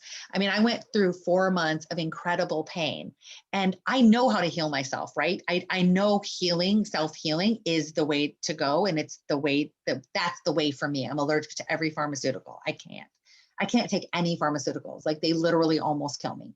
And so, which is good because it forces me to do self-healing, right? So I knew I could heal myself of Graves' disease, incurable. I haven't had Graves' disease for 11 years, 12 years now. I just knew I could heal it, right? So all of a sudden I heard this one lady talking one time, and she said something that triggered my higher self to say to me that you don't have to, and I made a TikTok about this, you don't have to experience sickness and disease in order to experience and know that healing is real. And I was like, what? It was my higher self talking to me. That might not be happening with you. I'm just saying with me. So it's I listened to my higher self and went, oh my gosh, here I am preaching like, oh yeah, you can heal yourself, self-healing. Yep. But the way I was proving it to myself that healing was real was by getting sick. Right. And causing myself to get sick and experience these things. And then I said, so I was like, that was a huge light bulb that went off in my head. And I was like, I'm releasing that. I literally let it go. Mm-hmm. Then I said to my higher self, I said, I'm not going to be wearing a bag for the rest of my life. I mean, some people that may be okay. It's not okay for me. Like, I'm not going to live like that. I won't live like that. I will check out before I live like that. Like, I just won't. I didn't come here. I know for a fact I didn't come here to live with a colon bag attached to me and have colon surgery and have part of my colon removed. So I said, you either need to take me out or you need to teach me how to heal this. Because for some reason, this is like beyond my current expertise level because it's not going away. And so my higher self led me, and I'm going to make videos on this later and it would make the story too long, but my higher self literally taught me how to heal myself. And it's nothing I've read anywhere. It's nothing. It was just a lot of different things. And it was also using ET technology in the spirit. So it was like it was a combination of things. And like I said, I will make a video about this probably on YouTube because it's a little too long to explain on 60-second TikTok. But I have not had any outbreaks since mid-February, or was it mid-March or whatever it was. And I know for a fact that I'm healed of it. I have had nothing, no remnants, no nothing of any of this pain. And so I am careful to tell myself, now don't get too in your ego going, yep, I experienced that sickness. So now I know I can experience healing, right? Because I don't want to be in that belief anymore either. But I also know it shows me that we have the power and ability to heal ourselves of literally everything, unless it's like a birth thing, like I said earlier. Right. Yeah, I was healed. So my eating disorder, I white knuckled it for years. And then I was in a relapse with it. And when I was like in that love addiction relationship, off and on for like a year. And then one day I remember I had an episode and I kind of threw myself on the bed and I was crying and I said, okay, God, you know what? You probably hate me because I can't do this. But I don't care. This is the best I can do. If I slip, twice a month or 3 times a month. I can't do any better than this. This is my best. And I said, and I'm going to love myself. Period. I'm going to love myself. You may hate me. You may think I'm a failure, but you know what? I love me. I know this is the best I can do. And what I heard in my spirit was, I don't love you because you can do it. I love you because you can't, and that you're reaching out to me for help. And from that moment on, it has been lifted. I have never had the urge to binge and purge ever again. It's been gone for almost 20 years, like just poof, gone. And I had another viral disease. Gosh, I got that in my 20s. And so I would always test positive for it when they did my antibody markers. And then I prayed. I went and I asked Christ to heal that. I had people lay hands on me. I prayed on it. I did some other things, some other stuff but I, like 7 years ago, went to go get all my blood work done again. And they came back that it was all negative. And I was like, what? They were like, you've never had that. Yeah, I have. And they're like, no. And then every 3 years I've tested, it's still negative. So I know that healing is possible. And I think that is why this experience for me has been so disrupting, because I was like, I got those lessons, like, right. But as we have said from the beginning of this conversation, I also do know it's almost like I'm having a fight with my higher self. I knew prior to getting COVID, something was missing in my life. Couldn't put my finger on it and couldn't know how to fix it. Then I got sick, and then I immediately was like, oh, we'll be okay. I'll be well. Hello? No, I declined it. Okay, good. So I feel this battle between my self, physical self, the inner child, the traumatized child, the higher self, and then I'm in the middle of it. I feel like everybody's just like, do you know what I mean? Like higher self will give me a whisper of something, and then trauma child will be like, no! And then, me, conscious person, goes, I don't know who to talk to first. Do we deal with the screaming trauma child who's being traumatized again? Do we tell her it's just for your good? Trauma child doesn't want to hear that. Trauma child doesn't want to hear this is for right. Right? No. Trauma child is like, get me out of pain, take care of me, comfort me, make it go away now. Right. Higher self is like, we have lessons to learn here. And I'm in the middle going, I need help. Well, I'm gonna share That's something. Why I'm here with you. Well, let me share something with you too, because and I'll tell you this before I tell you the story about, remind me to tell you the story about frozen fragments of trauma, okay?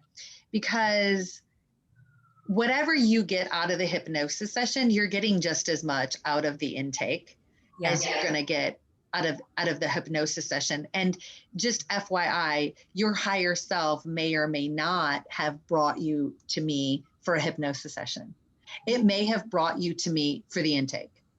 Like literally. I mean, that could be where you're going to process through or hear something, or you hear yourself say something that's going to change the trajectory of your life and the course of your life and the course of your growth, right? So it's not, this is, your higher self might be up there going, oh, she's so cute. She thinks she's going to Tracy for a hypnosis session. She doesn't even know. But that conversation that they're going to be having, and that's where the change is going to spark, and it's going to take her on a completely different path than she would have been had she not had even this conversation with Tracy. Yeah. And it's also my higher self is like, let go. Like prior to this experience, I was so grateful for so many things. Like when I was homeless, I would say to myself, okay, this isn't your home and you're sleeping on a couch, but you are in your body and your safe space is your body. Because I never felt pain in my body. I never had an illness. So my safe space was always just being in my body. And if I could meditate, write that down. Yeah, I would meditate. I would meditate and I would be safe and I'd be home. I might not have a physical home, but I was home in my body. So for COVID to come in and wreak havoc and burn to the ground my home, that truly, you couldn't if people want to believe in an enemy or Satan or the devil, that right there was an intelligent move on whomever was like, you want to bring her to her knees, ruin her home. No, not the apartment. The one thing that she relied on throughout her whole trauma life, or, you know, not that my whole life was trauma, but my body was my safe space until then. Let me see. I'm going to write this down. This is genius. I mean, this revelation that you, yes. So COVID, I'm going to write in quotes, burned down. Literally demolished. It was like the Twin Towers to the ground, incinerated it. And with that, all my belief systems, all my relationships, everything that I had ever relied on came crashing down in the very short period of time. And basically your world around you, just everything was incinerated. Oh my gosh. You just reminded me when I was together with my ex-husband, I said, I feel like I'm standing, that I felt like he had literally destroyed everything in my life. And why was I hesitating leaving? Because he kept begging me not to leave him. But I said to my girlfriend, I feel like I'm standing on scorched earth. Wow. Right? You can relate, right? Scorched earth. How amazing is that? Like, wait a minute. Whoa. And yet from scorched earth, when water comes down, grows an incredible forest. So that's what I need to remember. It's like, and that's part of like, it's hard to not be in nature because I live in Manhattan or in Brooklyn. And so there's not a lot of nature. But when I was in Los Angeles, I would sit on the ground and I had this remembrance of, you're just organic acids and you're the same as all this material. Like, you're no special thing. You're just like an earthworm on this big picture. You're going to pass, you're going to go into the ground and you're going to fertilize the earth, but your spirit's going to go. And I was like, oh my gosh, I have completely forgotten about that, but I am not that special. I'm just like an earthworm. Right. It's like, oh Lordy. And, you know, I'm a spirit having a physical experience. And I got very attached and very much in love with my physical experience in the last 10 years. And I don't think there's anything wrong with that. And that's what I also want to say is I grieved what I lost, you know, because what I had was so incredible for those 10 years. And that doesn't mean, I don't know. I can't with confidence say, oh, I'm going to get so much better. I honestly don't know. I would never have imagined I would have to go through this. Maybe through this, I'm hoping through the hypnosis, I will tap into more wisdom so that I can move forward. Because I do feel such a strong part of me wanting to be where I was prior to this, which was pretty happy, not fully fulfilled, but pretty happy. And yet maybe my higher self is like, I want you fully fulfilled. Well, not only that, but you were not on this journey when you were happy before, right?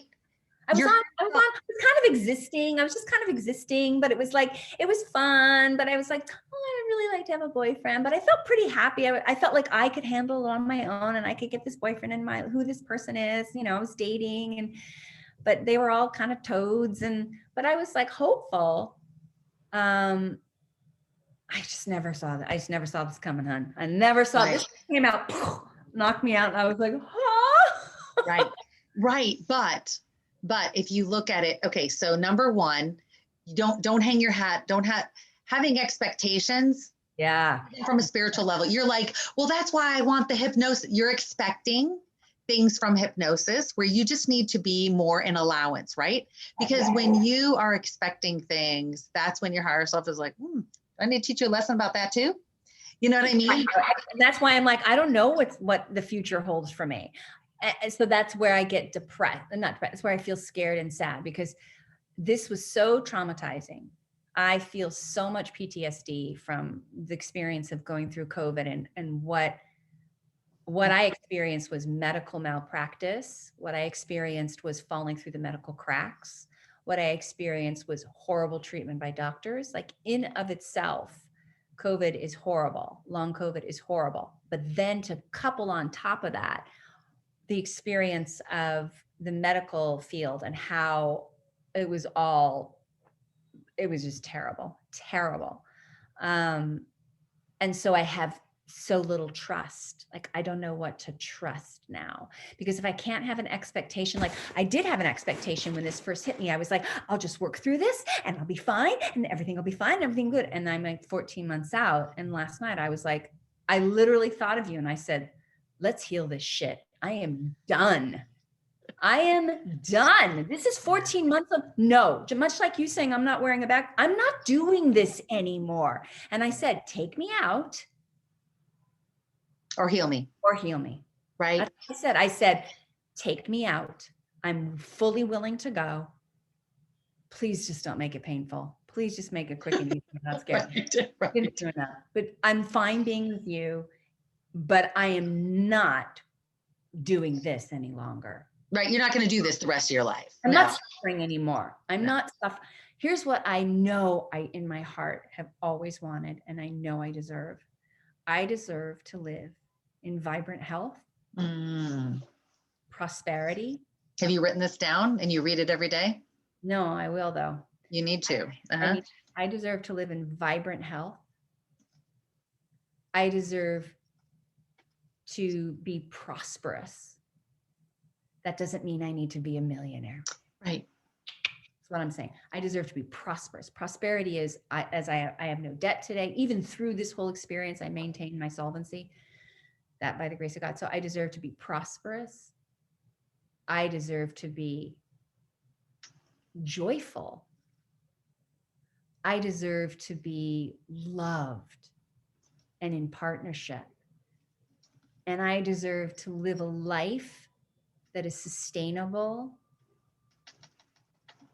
and an example to others of what the divine can do in your life. I deserve to live the rest of my life here on this planet as if it were heaven. I knew as a child that I was supposed to create heaven on earth. That was the only thing that made sense to me as a child. This place is supposed to be heaven. And the adults were telling me no by their actions. And I'm not singling out my parents. I'm just saying, I remember looking around going, you have it all wrong. This is heaven. It's beautiful. What are you doing? And I believe that is what I have to do now. Or I hope that's what I believe I deserve. I get goosebumps. I got goosebumps because that's so powerful. I'm going to read back to you what you just said. You said, I deserve to live in vibrant health. I deserve to be prosperous. I deserve to be joyful. I deserve to be loved and in partnership. And I deserve to live a life that's sustainable and an example to others of what the divine can do to others. I deserve to live the rest of my life on earth as if I were in heaven. So you have a lot in that. And one of the things that's in there is your service to others. Yes. That is where you know you have ascended, because you are all about service to others, right? Service to self is living in the matrix. It's the corporate executive going out doing, and not to say there's anything wrong with that. We've all been there, right? We've all been on that path. That's what makes this matrix tick and go around, right? But when you pull yourself out of that, you're like, I don't want to be part of that service to self anymore. I want to be service to others, right? Because the others are you anyway, right? Because we're all one. You want to be service to others, but that's super powerful. I'm going to send that to you afterwards too. You need to have this in front of you all the time. Yes, I agree. I'm going to put it on stick Post-its and post it around my apartment. Feel it, think it, breathe it. Yeah. Yes. But so what I was going to also say is, so when I went through my healing experience with the diverticulitis, which came out of the blue, like totally hit me out of the blue one day. I had no idea what was going on with me. So I chose diverticulitis, you chose COVID. You know what I'm saying? It's just whatever we choose, right? And they impact you different ways, of course. But I had a lot of healing to do. Like this experience has humbled me. There's a lot that I need to heal to be able to live heaven on earth. Right. But for you to learn it, you're going to be able to teach others and be that example of how you can do it. Right. And so that's your service to others. It's like, okay, I've got this. I don't need to experience it anymore. Now, higher self, like I said to my higher self, either take me out or teach me how to heal this. And so my higher self taught me like things that if I would tell the normal person, quote unquote, they would think I was like batshit crazy, like just crazy, right? Like that's just weird stuff. But you know what? I'm sitting here today and I don't have diverticulitis attacks anymore. And I know how painful it was and how bad they were. My dad gets those. My dad got diverticulitis. So yeah, I totally get it. Yeah. Apparently it's an emotional level. There's just things in your life you can't stomach. You can't digest. Whoa. Right? You just can't digest what's going on in your life and things. And it started when I was unable to leave my ex-husband. Gosh. And because I could not handle, I literally found the tree I was going to drive into. Oh, honey. Probably about, oh my gosh, probably a couple weeks before I had my first ever attack and got diagnosed with diverticulitis. Ding, ding, ding, the connection, right? There you go. Found the tree I was going to drive into and the windy road that I was going to go straight when the road wound around, I would go straight because I was like, I can't handle this life anymore. Like I can't handle it. And I let myself be trapped, right? And I made a video on this just on TikTok the other day on how there's no one that traps you but you, right? But I had to let myself believe that something out there, him, was trapping me. And I couldn't live trapped like that anymore. I refused, like you and I now, I refused to continue to live that way. Yeah. Something had to give. Yeah. I was checking out. Yeah. I had a Bible study before this today and we were reading Job. And then there was a discussion afterwards and I was like, I don't know if I want to believe in a God that's like, yeah, let Job suffer. And then I'll have, there was a part of me that's like, that, I don't know if I want to buy into that. And that's kind of what I'm saying. It's like, that's a story. Right. It's a story. Story. Like any other story. Can I extract something out of there that's helpful? A little bit, but not really, because I don't believe, I guess there's just, my experience of the divine is so much more rapturous, I guess I want to say. Mm-hmm. So it could never conceive of saying, okay, we want you to suffer so that everyone will see how powerful there's no, you know what I mean? You know what I mean? The divine for me is like, that's a story. You're going to understand this experience. I have not abandoned you. I am right here with you. You are doing an incredible journey. You don't even know how far you've come, and you don't even know how close you are to joy again. You don't know. But I'm not sitting here looking down, punishing you and saying, yeah, let Satan hurt her so that we can test her devotion to me. Like, this is not a test. Right. That's what I need to get the mindset. That's the good girl in me. Is this a test that I need to be good for? No. Right. You're already good enough. There's nothing you need to do to prove, there's nothing you need to do to get healed, but to just say, I'm going to heal. And now what do I need to do to get there? I am done with this. 14 months, I'm finished. Right. Now, no, Job couldn't say that. Right. And that's where I just can't relate. It's like, that's not my path. My story will be in a different book one day, maybe. Yes. Right. And I also just made a TikTok about this one the other day, because I just put everything out there that just randomly pops in my mind, is that this type of healing that we're going through and experiencing, I don't want to say we're cutting edge, but we're more or less at the forefront of it, because we're eschewing the standard medical, putting it away, realizing that's not where healing is at, right? And this is going to become the new normal. And so people who are experiencing miraculous, so to speak, non-medical healings, without the traditional medical system, we're going to be the example. We're walking up the mountain first, and not to say we're the first ones. We're not the first ones, right? But we're in there, right? Because the majority of people don't. You kind of did it first, right? Well, right. We're not the first ones, but right? Ones group. Going up the side of this mountain, leaving our footprints in the snow for others to be able to step into and go, well, gosh, if Jody and Tracy can do it, I can do it. And it may not look like Jody's healing. It may not be the same sickness or disease as Tracy's. It might not be diverticulitis, and it may not be Graves' disease. It might be pancreatic cancer or whatever it is, right? But I can put my foot in their footprint and I can learn how to walk on my own up this mountain, because my healing is not going to look exactly like theirs. But if they are able to tap into their higher self and get this type of healing by just trusting what they see and what their higher self tells you, who's going to believe that a gold triangle outside the top of my colon area with a white spinny light inside my colon pushing it up into the gold triangle is going to heal me as one of the things? Who's going to believe that, right? But that's what my higher self showed me as one of the things, one of the ways to heal me, but was the main way. Who's to say you can't send your little immune system soldiers and give them marching orders in great love and appreciation for what they're doing and thanking them, right?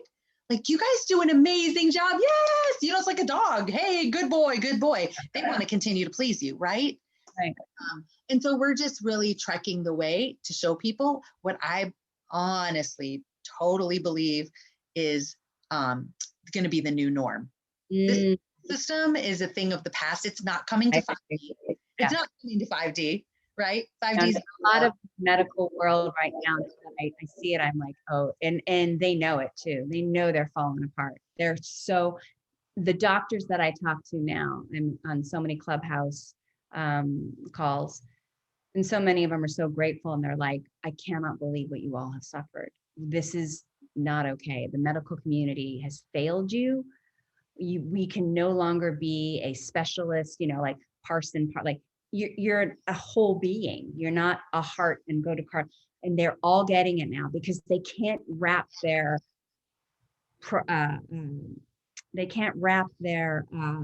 practices around this virus, because it just keeps ruining all of their hypotheses and what they think is going to work. And so now they're really crumbling because the patients are saying, this is unacceptable. I am not getting well. You're not helping me. You're making me sicker. And they are now getting to see, like, it's going to blow up. It's going to change. And all the alternative, that's such a horrible word. It's really just, it's just whole body medicine, looking at the whole person, mind, body, and spirit together. These people, which are expensive, and I'm in a position where my dad's been able to help me go to like the integrative or the functional medicine doctor. These are the people that need to be in care of us now, but they're really expensive, and our medical system doesn't cover it with insurance. But when the medical system starts falling apart because millions of people who either have long haul from the vaccine or from COVID aren't able to get well, it's going to be like mutiny. Mm-hmm. Yeah. It's true. It's really true. So I agree with you. I feel like this time that I'm experiencing, I also just realized I want to talk to Jesus so I want to like bring him in when I really want, and you know who else I really want to talk to? Oh, it makes me want to cry. I really want to talk to Mary Magdalene. Okay. Mary Magdalene makes me want to cry. She is a figure that keeps popping up into my life. And I want to know if she's my spirit guide. And if she's one of my guides, if Jesus is, what's my relationship with Jesus? How do I understand Jesus better? Because fundamental Christianity I don't understand that. So I want to understand Christ because I want to give credit where credit's due. I asked Christ to heal me of that other virus, and he did. Right. Yeah. And you and I both grew up Christian. So yeah, I was raised Catholic. It was kind of cool because it was all in Latin. So I had no idea what was going on, but it was also weird for me to like, that's another thing, like growing up with trauma and then having a trauma theology. It really just compounds everything. Do you know what I mean? Yeah. Like Christianity isn't probably so like inflammatory for somebody who didn't have trauma. But just, I remember being a little kid and looking at the Stations of the Cross and thinking, why are they so awful to this man? Like, I didn't understand cruelty. Yeah. I didn't understand torture. And that here I was in a church and it was all over the walls. And I was like, what is this about? You know, like, and he died for me and he's up there bleeding. And it was just so like, but yet I would leave church and I would feel happy. I would feel a spiritual connection in church and in nature and with animals. So, yeah, I want to know what my relationship with Christ is, and also Mary Magdalene. Yes, I got that down. Awesome. I love that. Yeah. And so, I told you to bring me back and remind me. So I just reminded myself about soul. What's the word I'm looking for? It's pieces of your soul. So whenever you're traumatized, so you have, let's just imagine your soul just being like a straight stick, right? And every time you're traumatized, you go through some sort of trauma, and everyone's trauma is different. You could look at someone else's trauma and go, seriously, that traumatized you? Like, really? But to them, it's trauma. Okay. So we're not going to judge anyone's trauma, right? But a little piece of your soul fragments off, right? Freezes. Okay. So when you say, is it my trauma talking to me? You mean, is it one of these little frozen pieces that came off when I was 9 years old, right? When I was molested, when I was 12 years old. Oh, yeah. 4 years old. Okay. All these different things, right? So maybe it was, another one is going to be when mom wouldn't let you come live back home and you had to couch surf and feeling rejected, and boop, that popped off and that popped off. So you've got like all these little frozen pieces of your soul out there who are screaming at you. And you know this, you're shaking your head, you know this, they're out there screaming at you and they want healing. And that's what was going on with me too, when I when I found the tree that I was going to drive into. 100%. Yeah. That's what I knew that I've been working with a somatic therapist, but I told her the other day, I was like, I'm done. I'm going to go under hypnosis. I'm going to work with this woman because I need to heal this. Yeah. And she was like, okay. And I'm so grateful that I finally hit my wall. You know, I hope that I'm an example for those that are not finding healing in the traditional sense. Right. And I don't believe anybody deserves to suffer. I have seen, Tracy, this kind of suffering that I've seen and that I've heard is just unspeakable. People are unable to swallow right now because of the long COVID, the way it's spinning out into these autoimmune diseases. And that's a lot. It's like a war zone out there, and nobody in the media is talking about it. We are and nobody's talking about it in the media, because all they're talking about in the media is get that vaccine so we can get on making money. It's a capitalist society and we got to get that money going. Nobody is saying, wait, hold on a minute. Millions of people are suffering. Do they need to get vaccinated? Wait a minute. They've already got antibodies. Well, if they get the vaccine, then they might spin out into an autoimmune disease. Oh no, never mind. Let's not worry about that. Let's just get no one's really stopping and saying, maybe the whole population can't handle this. Well, I'm telling you for a fact, I definitely would, my physical body I can't handle any pharmaceuticals at all. Like, there's no way I could handle the vaccine. I just know for a fact. I already know in me that it would take me out. And that's why my higher self has shown me from the beginning, for me, okay, I don't want to offend anyone else, because there's people who will fight for their beliefs, and it may be part of their soul plan to get it. And whatever happens to them is also part of their soul plan.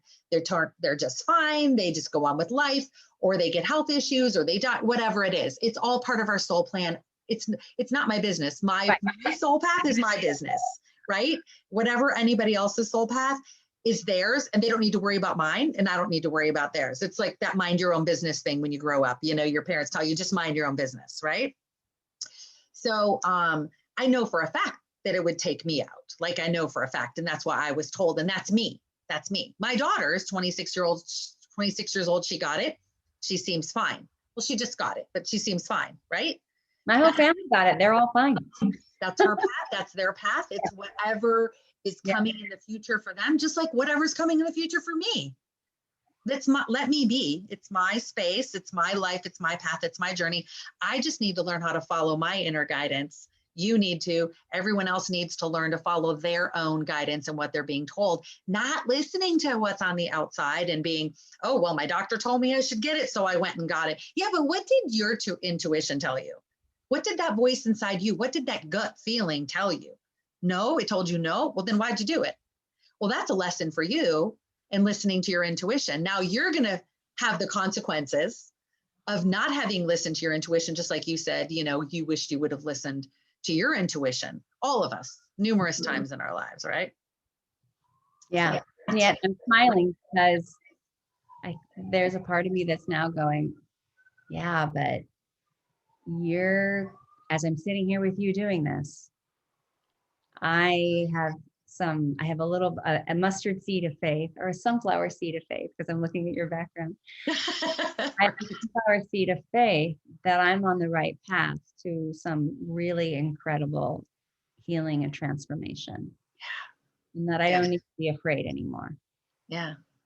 Yeah. So we want to have your higher self and I can tell just from our conversation, like I said, again, we're learning from each other, but you're getting a lot of revelation as you speak these things too.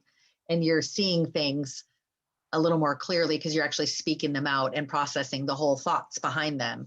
So that's good. You're learning a ton just through this process here. And now I'm getting cold, so I gotta put my sweater on my legs. Okay. So I was gonna go so we left off with Mary Magdalene. So I'm looking at my questions over here for you. So asking like key players.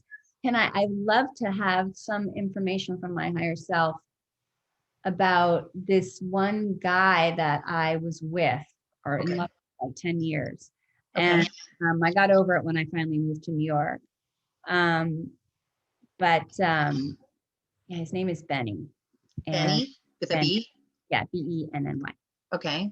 Benny. And he was a 10-year relationship? Well, he was off and on, like we were seeing each other off and on for 10 years. We were never exclusive. I mean, I was, but he wasn't. Oh, no, actually, I don't think I was. But I was madly in love with him, but he was just never going to, from like the time I was 31 until I was like 40. I came here in 45, gosh, for like 15 years, but off and on, like 10 years. I was just, he cared about me, but and he's still not married. He's just not going to do that. And I, of course, was trying to change him, but that doesn't work. So isn't that crazy that we women think we can do that? I was 31 and I was like, oh, I can handle it. But I just thought, like, I'm curious as to what our soul connection is, because I still think about him now. I still love him, but I'm not obviously in love with him, but we don't have any communication. We don't even speak. But yeah, I'm curious about, and other than him, there's really nobody else that I also like to ask my higher self when it might tell me when I'm going to meet my beloved. Now, remember, I'll say this just for you and anyone else who would be listening. Whatever, and if this is true, whether you go to a psychic for a psychic reading or anything, any kind of reading, any answers you get are only talking about the right now, this moment right here, right now. Okay. And there are so many things. You walk out the door and instead of going left, you go right. Instead of doing this, you do that, which leads you on all these other different paths, like a blood vein, it just goes in all kinds of different directions. So if everything were to freeze exactly like it were right now, your higher self can answer the question, oh, in 2 years, you're going to meet Mr. Right. But that doesn't mean that Mr. Right doesn't fall into some deep depression and commit suicide. And then you never meet him, right? That's an extreme example, but I'm saying there are so many things that can happen. You don't listen to your higher self and you don't go to that dive bar on that night and you don't meet him. Maybe you do meet him, but maybe it's, a year later because you didn't listen that time. So, I mean, I'm just saying there are so many things. So whatever answers you get about any type of future stuff, it's kind of risky to ask just because some people will hang their hat on that. Or maybe it's better, I should say, what guidance would you give me so that I can best prepare myself? Yes. Ding, ding, ding, ding, ding, ding, ding. Okay. I love that one. What guidance can you give me, or information, or whatever you want, or tell me exactly, give me direction, so that I to be at the energetic frequency that you need to be in order to meet him. Right. That would enable me to partner with this. Like, what do I need to do on my end? What do I need to clean up on my side of the street to be able to, move into that relationship with whomever that person is? Okay, so I think I'm looking up here because I think we asked,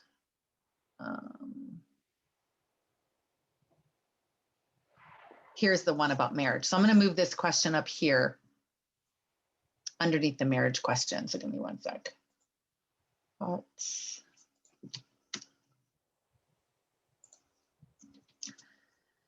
Is she meant? Okay, so we already asked, is having a committed relationship in your future? So this question will be moot if it's not, right? Yeah. It's not meant to be, right?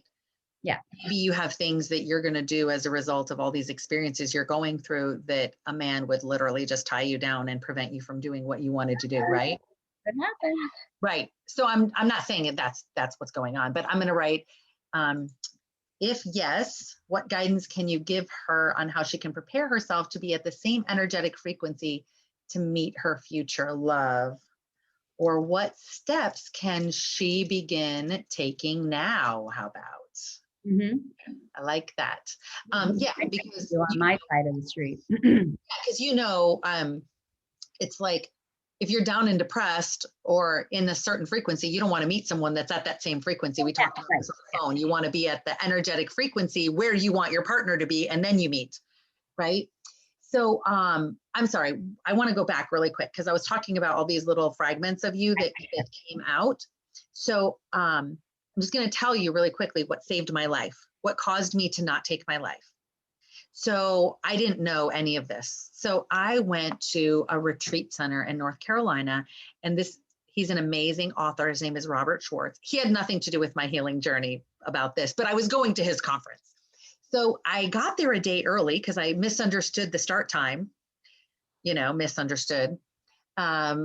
Obviously, purposely on accident, my higher self had me do that. Misunderstand the start time. I didn't realize it didn't start till 6 o'clock at night. I thought it started at 9 o'clock that morning. So I got there, showed up in North Carolina, and they're like, no, it doesn't start till 9 o'clock. I'm like, well, darn, I drove through straight all night, 6 hours to get here. Can I get in my room early by any chance so I can at least get some sleep? Yep. Woke up at 1 o'clock. Beautiful mountain scenery, gorgeous day, just the most breathtaking view at this retreat center. And it was Robert Schwartz retreat. He wrote this book called Your Soul's Plan, which is amazing. You'd probably love it. It's Audible. It's on Audible, and it's the most amazing listen to on Audible because it's all in story form of and Jesus is a big part of the book. Why our soul plans different things, challenges and stuff, and what the lessons are. And you'll get something from every story. So it's called Your Soul's Plan by Robert Schwartz. Anyway, so I sat on the side of this hill and I just decided to meditate. I had no idea what was going to come up. And I just said, higher self, show me what you want me to see. Right. And this was my last ditch effort. And I went to this conference saying, if you don't save me here, I'm not going to be able to be saved. Like, I'm going to drive on that road when I get home and I won't make it out. So this, angels, guides, higher self, this is your opportunity if you want me here serving humanity to save me. So something's got to give at this conference. Something's got to give. And so I hit my wall, like you said, I hit my wall and I was like, either take me out or heal me. Like, I've got to be healed from this pain and this feeling of being trapped in just this emotional trauma that I'm carrying around. And so I'm on the side of this hill, and all of a sudden I see this box, which is myself, and I see it open up, and in it was all this black yucky, disgusting, creepy, crawly, disgusting grossness on me. And I saw that I had been taking trauma from my whole life and opening the top of the box and shoving it in and then shutting the box again. And I wasn't dealing with any of it or processing any of it. And it was the dead me. It was me almost dead inside. So then I wanted my physical body to be like, I just wanted to be out because I was like dead inside. And I just looked at it and went, I started bawling. I was bawling and bawling and bawling. And I'm like, oh my God, I did that to myself. Like, I can't, that's what I was really doing. I was literally killing myself by not dealing with all of the fragments of me that had come off and been traumatized from all these different things in my life. And I was like, oh my God, I'm so sorry. And so I asked Jesus to come in because I bring him into my healing sessions. Oh, I was just going to ask if you would do that. I can't believe you just said that. Thank you. I literally was thinking, I was like, Jesus, I want to bring it in. There it is. I always do. But that's my background, right? Somebody else might bring in Muhammad or yeah. And for me, my background, there's something about, I can't say I'm a Christian, but I absolutely, right. I'm striving to have a relationship with Christ. Yeah. And there's something about him and his relationship with Mary Magdalene that I've always been just fascinated by. So that's why I'm asking. But go back to your story. I want you to hear it. Yes. So I asked Jesus to come in. And so Jesus came in and held both of us and just held both of us. And I just cried and cried. And I was apologizing to that me that was in that box. And I was saying how sorry I was. And I can't believe I did that. And oh my gosh, I'm going to just love you now. I'm going to take care of you. I'm going to be the mom you never had. I'm going to love you. So I went through all of this and the crying and everything. I'm so bad for little young Tracy. Right, I'm going to be the mom you never had. I looked in the mirror last night with tears streaming down my face. And I said, you are not alone. I have not let you go. You are not abandoned. I hear everything you're saying. I love you. And I will never leave your side. Yeah. I can't tell you when this is going to be over, but you are not, I'm with you through it. Oh, I love that. I love that. So we get to be, our current consciousness gets to be the parent, the mom, the dad, whatever it is that we never had. So what I did was, and this was all being led by my higher self, right? So I said, you know what? I heard there's a hiking trail over there behind all the cabin things that we were staying in, these houses.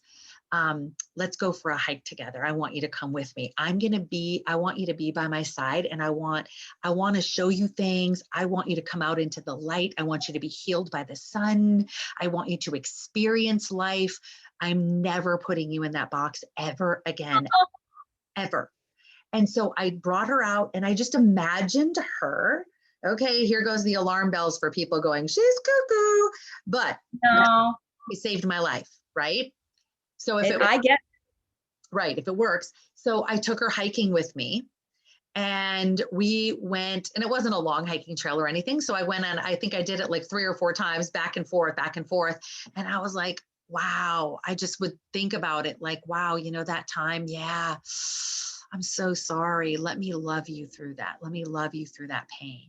Let me show you. So from there, I went, the story gets long. I'll stop it there. But from there, my guide started having me take Epsom salt baths where I did a lot of meditations. And in every meditation, I would take a fragment that had come off of me and I would re-feel all that pain. And I would integrate that back into me. And Jesus would hold us the entire time. And I'd be bawling in the bathtub, curled up in the fetal position. And I would say, you know what, I'm going to, because it was before bed and I'd be in there for 2 hours, processing this each time. And I'd say, I'm going to bed now, come in bed and let's snuggle together. I'm going to be your mom. And I'd say, I'm going to hang out with you as long as you need until you come back to me. And I wouldn't even realize when she came back to me. And it was usually by the next day. And I'd forget about it and like a week later and go, oh yeah, I was hanging out with that part of me whose daughter got killed. You know what I mean? I mean, because this is not about me, but with my ex-husband killing my daughter. And you know, it was hanging out with that piece of me that had to experience that trauma. And it would be like a day or maybe two that we'd be hanging out, or I'd remember her again and go, hey, I'm here for you. What do you need from me? Come on, let's lay in bed and snuggle for a little bit. And then I'd imagine Jesus scooping both of us up from behind. And if we needed to cry or if we needed to process, and then that fragment that broke out would reintegrate back with me. And then I just felt all these pieces that were all around out here that had fragmented off coming back to me. And that's what wholeness is. Yes. Right? That's what wholeness is. So that's wealth. That's what? That's wealth. Yeah, right? That's abundance. That's abundance. Right. That's health, that's abundance, that's living. That's what it's meant. That to me makes sense, is to, now see, that I understand better than any Bible story, because what I hear is, yes, there's pain, yes, there's suffering, yes, this place is broken, but it doesn't have to stay that way. Right. Right. It doesn't have, it can stop with you. It can stop right here with you. And that's a new way of looking at this. I mean, I'm feeling myself right now. I feel like I'm kind of spinning, because I feel like my psyche is going, oh, we're unraveling. We're unraveling. Like there was a tightly wound cord of my belief systems, and I'm unraveling everything, and it's sort of opening it up so that there's space. And as I heal this trauma and heal this pain, then my brain, which COVID affects the brain, my brain can then also heal, but it has to start first with my spirit. Mm-hmm. It's not body, then spirit. It doesn't work. I tried that for 14 months. Right. And that's what the Matrix teaches you. It's body. Oh, right. Heal the body. Right. Yeah, I don't know the lingo. I know that that's what the Matrix, I can't remember that movie, but the Matrix is what this world runs on. It's the world. It's the exterior world. It's the facade. It's the facade that's been created around us to keep us out of touch with who we truly are, with our divinity and the powers that we really have. Got it. Right? That's where the quote unquote, when people say the enemy or Satan or devil, so that matrix might have been created by that dark energy. It's a dark energy. Got it. It's a dense, dark energy. It's just dense and it's dark and it's heavy and it's almost like concrete. It's very hard to move. It's like quicksand. Oh, I remember being a little girl and having a lot of dreams, repeated dreams about being stuck in quicksand. Me too. Really? Yeah. Suffocating. Yes, a lot. Yeah. I was stuck in quicksand and I couldn't get out. Yeah. And that's what this matrix feels like, or this reality. Whereas like right now, I'm disengaging from it. And so it feels kind of otherworldly is what I'm feeling right now, like sort of out of body. And yet it's not scary, but I'm definitely unraveling from the matrix. Yeah. And it's not scary. But then you have, you know, the crabs in the bucket. You've heard of that story, right? You have a bunch of crabs in a bucket. Okay. So if you put a bunch of crabs in a bucket and one of the crabs starts to crawl out, the other crabs will grab onto it and pull it down. They will not let any other crabs escape from the bucket.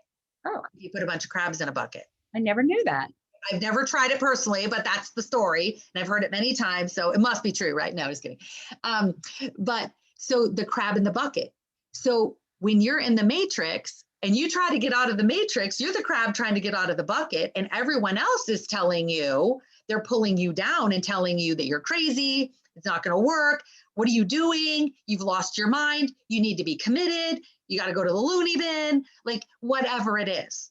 Yeah. Oh, you're not getting the vaccine. Like if you don't agree with their version, and their version might be different than the neighbor's version anyway, right? But they're just focused on their version of how it is and how reality is. Then they're going to try to pull you back down with them. It's don't let anyone get out of the matrix. And that's one way they keep perpetuating the matrix. And they use the media. It's genius, you know, the media is, and that's why I haven't had a TV in my house for many, many years. And I've got 3 fully woke children, you know, in my house too. We cut that stuff out years ago. But the media is one way. They call it a program, right? Right. It's a TV program, right? They appropriate. Wow. Right. So if you heal those little fragments and pull those off, and like I said, I first had to open the box and let I called it my inner child, my inner me out.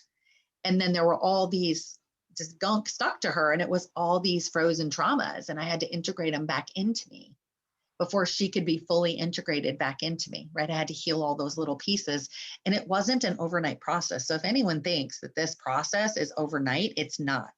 It took me a solid, and I was on the fast track. It took me a solid year of Epsom salt baths with soft light and Reiki music playing, 2-hour baths, probably 2 to 3 times a week for a solid year before I was able to integrate those pieces back into me, those fragments. Some people might not have as much trauma that they have to heal as I did. Some may have more. It may take longer, or maybe they want to do it 5 nights a week. It takes a lot of energy, right? And I was just reading like crazy to try to understand. And I'm going to tell you another book you're going to want to check out, because your relationship with Jesus, you're going to love it. It's called The Jeshua Channelings by Pamela Kribbe. I learned about her from Robert Schwartz's book, Your Soul's Plan. She was one of the people who would channel Jesus, talking about why people experience these different things in their lives. So that's how I got in touch with reading her stuff. The Jeshua Channelings is probably the most amazing book you'll ever read. And it talks about our origins. What is a light worker? How did we become a light worker? We became light workers, or wanting to help heal the planet, because we had been the ones who helped plunge it into darkness. Oh, goodness. We were the ones who did it. Right? So Jesus talks about that. Like I said, it's just 2 sides of the coin. You have the dark and the light. You can't fully know the light unless you fully know the dark, right? It's all one coin. It's wholeness. It's wholeness, right? And it's not good or it's not bad. But now we've come here to try to right the wrong. So I'm just giving a really broad brush of the beginning of that book, but then in later on in the book, I always felt like when I read the Bible, I feel so attacked. I'm like, I'm not a bad person. I didn't do it. Like, why is it? I don't think I was born sinful, but maybe in past lives. I don't know. I'm still so confused about all that stuff. It's still new to me. But that what you're saying, I'm like, oh, that's a new way to look at things. That could make sense to me. Well, and this woman channels Jesus, and I've actually I'll say it 3 times. Gosh, why?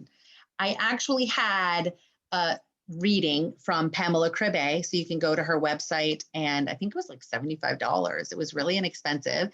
And you can ask her 2 questions, possibly 3, but she answers 2 thoroughly. And ask her whatever 2 questions you want, and she will give you a channeled message from Jeshua. Wow. Yes, it's amazing. She lives in, gosh, is it the Netherlands? I believe is where she's from. I can't remember, but she's overseas. It took about a week to get the answer. It was amazing. And where was I going with all this? Oh, in the book, The Jeshua Channelings, then Jesus goes on. He tells you why he doesn't like the name Jesus.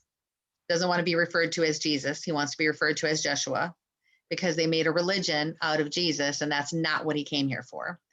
And that Jesus, Jeshua, it was actually his future self, his higher version of his self, who came back to the time that he did, to bring the message of love and oneness and the power that we all contain.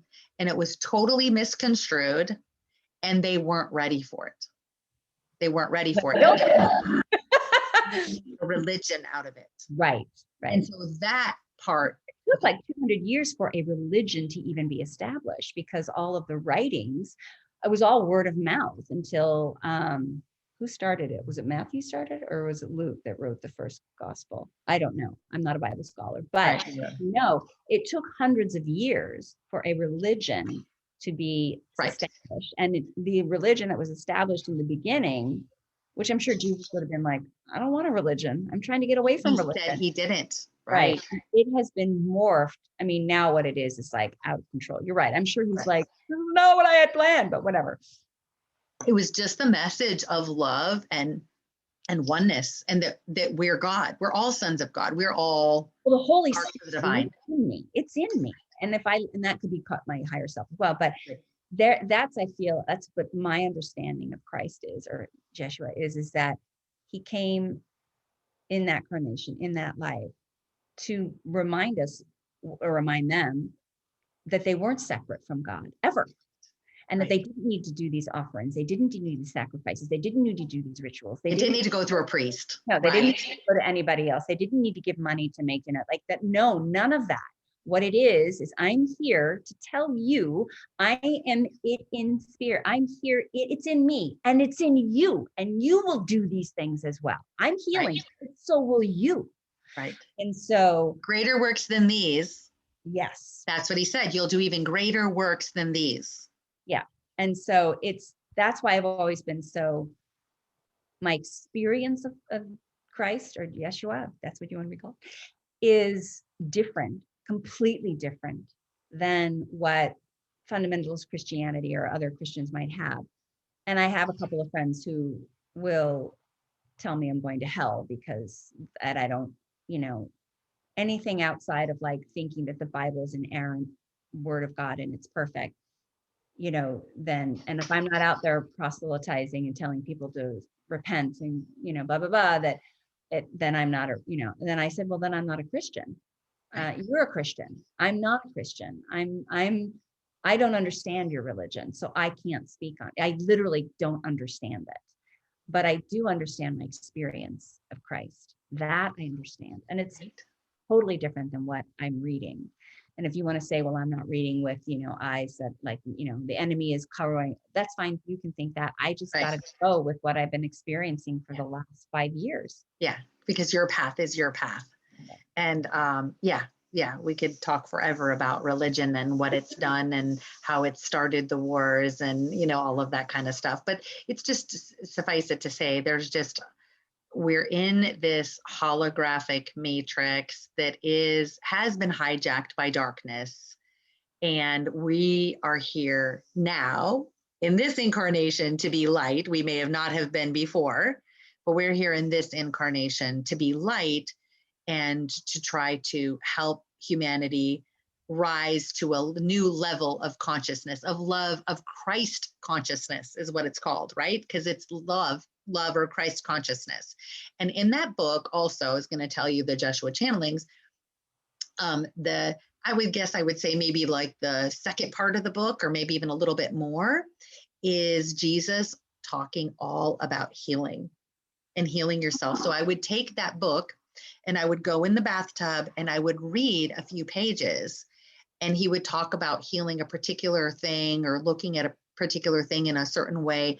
And I would put the book down and I would say, okay, higher self, show me what I can do to heal that in me. Because I resonate with that speaking to me, show me how to heal that. And so, like I said, it was for a year solid where saying my internet is unstable. Let me see. Can you hear me or see me or no? Did I freeze? Okay. I can hear you frozen. Okay. Your audio is fine. Okay. So it took me that long to do it, but I just really thoroughly was going through that book and just trying to cover as much as I could, because I was just like, I just need to be over this. Like, I just want to be done with this. I don't want to live like this anymore, right? We just get to that place where we hit that brick wall and we're like, okay, I'm done with that experience. Let's move on to the next one. And then we always set up some other kind of challenge for us in the next level in the Pac-Man game, So it's like, oh, great, now it's COVID. Okay, what's the next level? But actually, we can come to a place where we realize, because it's truth, we do not have to learn our lessons through suffering. The reason we do it is because that's the What? What did you say? I'm sorry, you froze again. Oh, okay. So we don't have to learn. I said, yes, I agree. Yeah. And theta healing, I don't know if you've ever heard of theta healing. So theta healing, I do a lot of theta healing inside. That's where a lot of the questions that I gave you come from, is theta healing. It's changing of belief systems and downloading new programs into you. And you're like, wait, how do you download a program into someone? Well, because You've already been programmed in your subconscious mind from your environment, from your teachers, from your school, from the TV, from society in general, your parents, everything. Those are programs that have been put in you. You didn't come with these programs when you're an infant. You have all these programs running in you, and that's what's been creating your reality. And so theta healing is about looking at the program, finding where the root is. So that's why I'm really big about finding out what's the root cause of that. Okay, you say when I was 4, I experienced this feeling of being unsafe. So maybe that's your first memory of feeling unsafe. So we want to pull that belief system, the belief that you're not safe, out by the root, send it to Creator's Light. This is theta healing. Send it to Creator's Light. And instead, we want to download a different program or belief into you of what is the truth, like the truth, that's in alignment with your higher self, with the truth of who you are. And that would be, I am safe, right? I am safe. Life is safe. I am safe. Realizing that there's nothing that's going to affect you, the real you. The body is the costume, and it's an amazing costume we've talked about, but you are safe. You are never in danger, and you are never in harm, right? So it's downloading and asking your higher self or creator to download into you the belief, pull the old one by the root and download the belief or the program that you are safe. So then I'll say, okay, and it'll probably come up in your session too. So are you able to download Creator's definition of safety into her? Yes. Okay. Show me what you're doing as you do it. And then the next statement I'm going to say is, can you download the program into her of, I know what it feels like to be safe? And then have your higher self download that program into you. And then the third one, can you download the program of, I know how it feels to be safe. Okay, so downloading and really putting that in your subconscious now. So now that is the program that you're running off of in your life.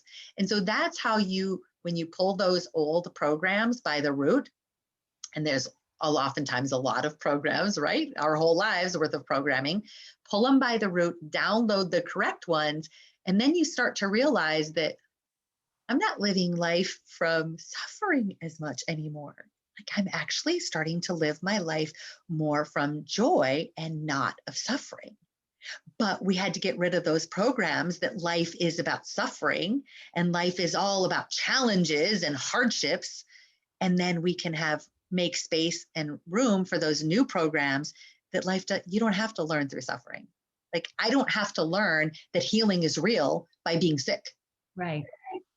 I'm ready to level up. Let's just put it that way. That's awesome. I am ready to level up. That's awesome.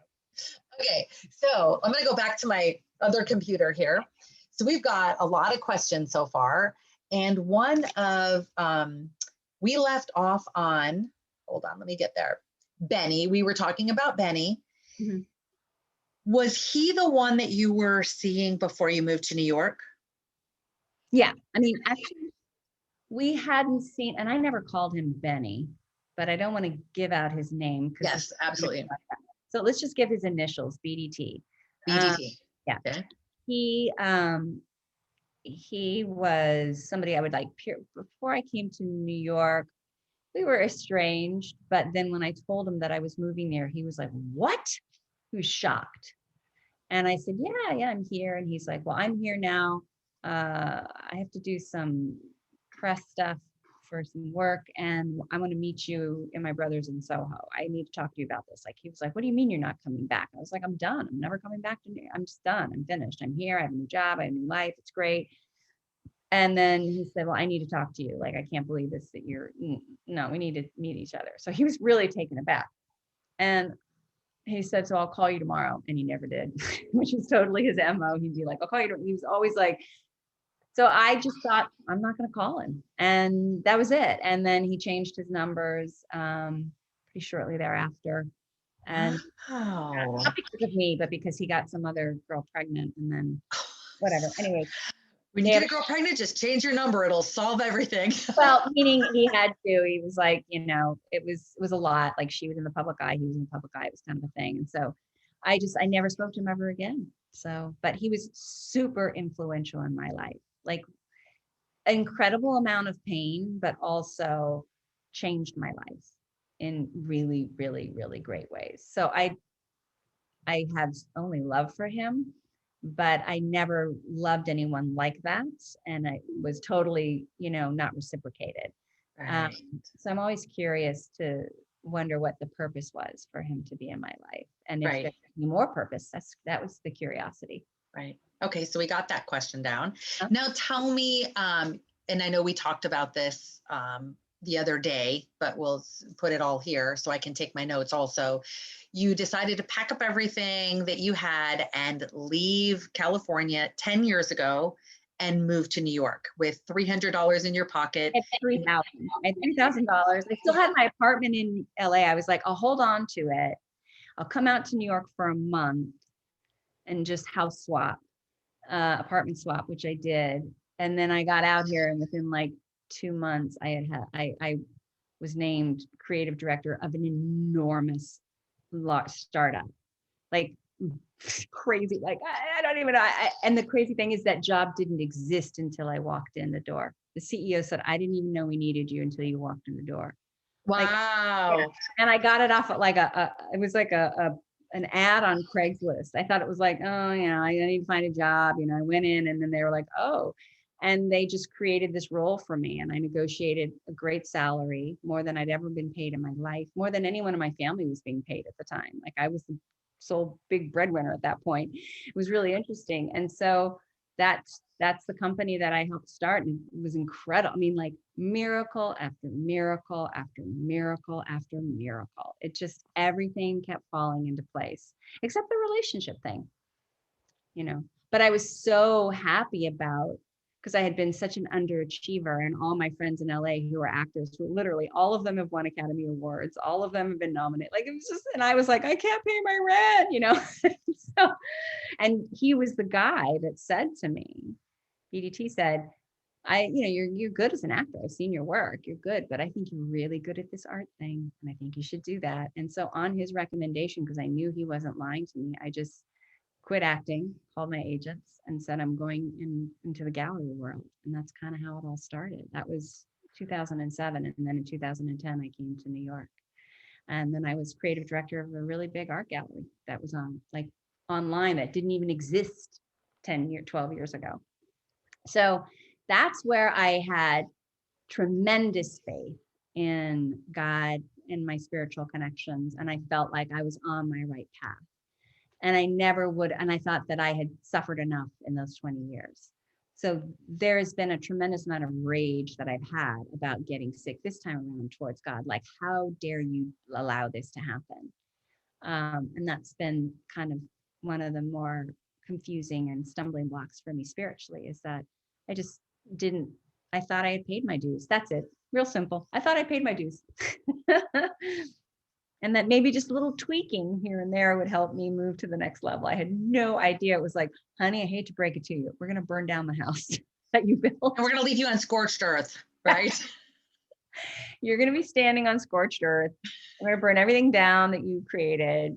You're going to lose all your friendships. Everything's going to go to the, you're going to experience tremendous loss. But I'm still in it. So I'm not on the other side. The only thing I can say is that I spent 20 years thinking that that's what I deserved. And then I had another experience, which was amazing. And if I hadn't had that other experience, maybe I wouldn't be here with you now saying, let's heal this shit. I'm not doing another 20 Okay, years. hold on. I want to go back to what you just said. You had 20 years thinking you deserved this? Scorched earth? No. I had 20 years of thinking that's what I deserved, was just sort of a below baseline. Oh, okay. Got it. Yeah. Okay. Because that's what I had in Los Angeles during those 20 years, which is like this low level, very tiny, minuscule existence, barely getting by, kind of happy, kind of not, but not in crisis. And I thought, well, this is as good as it gets. Maybe this is all I'm getting. And I was in acceptance of it. I was like, all right. Whereas this time I'm like, I'm not giving away 20 years of this life. I'm 56. I don't have 20 years to give away. Right. I don't have enough day, to be honest. Right. I want this healed now. I want to go to bed tonight and sleep 8 hours without having to over medicate. Like I'm over this. So that is a big difference though, is that I'm a little bit more well, I wouldn't say proactive. I guess I've drawn a line in the sand. I didn't think I had a right to draw a line in the sand. I just took whatever came. I was like, all right, I guess this is God's will. All right, okay. This time I'm saying, I have a voice and I'm going to use it. Take me out or heal me, because I'm not spending another 20 years suffering. No. Right. For that. So. Right. And that was 20 years of a mediocre life that you were just like, no, I don't want that again. So it's almost like what do they say? The phoenix rising out of the ashes, and you're recreating your life, right? This is an opportunity to literally, oh my gosh. So this just came to my mind. This is exactly the same thing. So what's happening to you? When I got diagnosed with Graves' disease, I was a Christian still. I was a Christian because this was like 13 years ago, 12 years ago, whatever it was. I looked at the doctor because I didn't know what was going on with me. I was shaking, I was losing weight, like just all this stuff going on with my body. And I'm like, what's going on with my body? And this is before I realized that I literally couldn't take any pharmaceuticals. Like I didn't know at this time because I'd never had the need to, right? So he's like, we did all these tests, and the lady says, who did the test, she goes, how are you even sitting still in that chair? Like you have numbers so high for Graves' disease that I don't recall seeing these numbers this high. Wow. And I don't even know if I've ever seen them this high, she said. And I'm like, really? I don't even know anything about Graves' disease, right? She goes, yeah, you need to, I'm going to send these results over to your doctor right away. So this is at the hospital. So I go over to him, and he's like, gave me this methimazole, was the generic name of this medicine, gave me this prescription for methimazole and said, yep, you're going to be on this medication for the rest of your life. And I didn't even nothing came in my mind. Like I didn't even, it's like there was a wall there, and I did not even receive his words at all. Like they just literally hit a wall and just like fell in front of the wall, because I said, that's where you're wrong, doctor. I said, you watch, God's going to use this medicine to heal me. And that's all I said. And I literally walked out there with zero fear. And I totally knew that I was never meant in this life ever to come and be on medication long-term. Like I just knew it. Right. And I knew it. And I said, nope, God's going to heal me of this. And so he was like, my Muslim doctor, not a Christian. He goes, well, amen, sister. Right. But I had no idea how God was going to heal me. And this is where I'm going to get to what's going on with you. I had no idea how God was going to heal me. All of a sudden, so he goes, in 6 weeks, we got to test your blood to make sure it's not affecting your kidney. I think it was my kidney, my liver, whatever it was. We got to do a test in 6 weeks. But at just under 5 weeks, I got sicker than I've ever been in my whole life. And my throat was on fire, like on fire. I couldn't eat. It was on fire. It felt like there were flames in my throat. I was in so much pain. And then I was chilled and sitting there, and I couldn't yell at my kids, when they were little then. And I was like, kids, just please, just go in your rooms. And I was so sick. And I kept going back to my family doctor, having no idea it was related to the Graves' disease, the overactive thyroid. I had no idea. And the doctor was like, well, I think you have tonsillitis, or I think you have something with my throat because it was on fire, right? I'm going to give you this antibiotic. So there's like 2 antibiotics I can take. So she gave me the antibiotic, and it didn't help. And I was just like, so I went back, and I kept going back, and I kept going back. And then I asked one of the doctors, I said, do you think it could be related to the methimazole medication that I'm taking? And so, I don't know, he pretended to look up the side effects, and he's like, nope, don't see sore throat in here. Well, that was a total lie, because when I looked at it later, it was the number 1 indicator that I was having a deathly allergic reaction to it, like deadly. But he said, nope, don't see it in here. Basically, you're just kind of making this up. I don't know. There's nothing wrong with you, basically, right?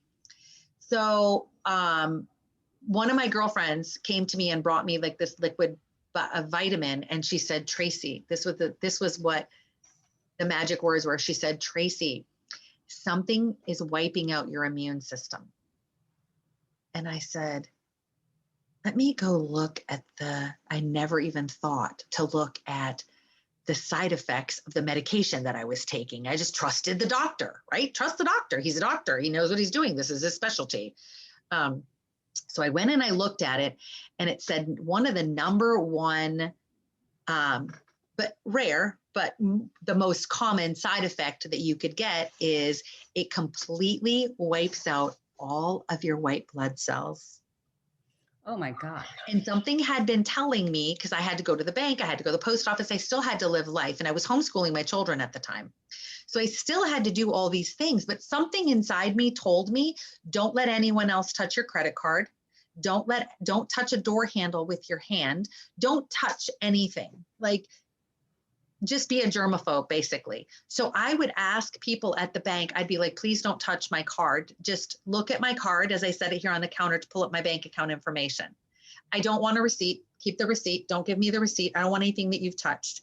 You want to scan that item? Please let me hold it up and you can scan it at the store and let me bag it. Like, I wouldn't let anyone touch anything.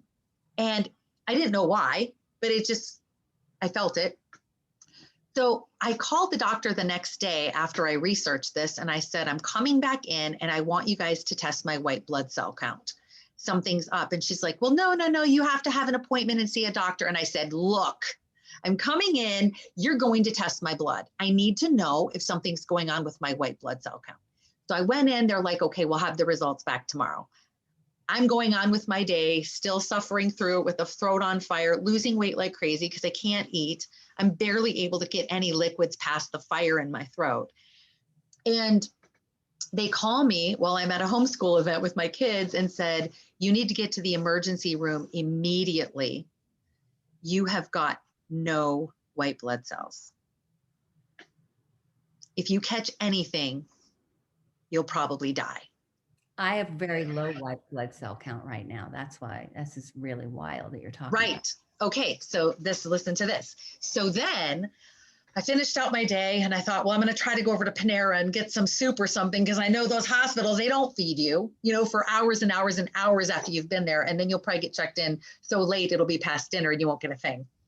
So I sat there with tears pouring down my face because it was so painful to eat that cup of soup. It was so painful, but I knew I had to eat something, right? So I choked it down. And I remember this guy sitting next to me, and I was sitting like this, just bawling, eating this soup. And then I went across the street to the hospital, and I'm like, okay, I'm here. And they whipped on a mask. This is before masks, right? We're normal. They whipped on a mask and wheeled me up to the cancer ward and said, we have to keep you up here because we can't let you on a floor where anyone's sick, because you could likely catch something and die because you have no white blood cells. So long story shorter,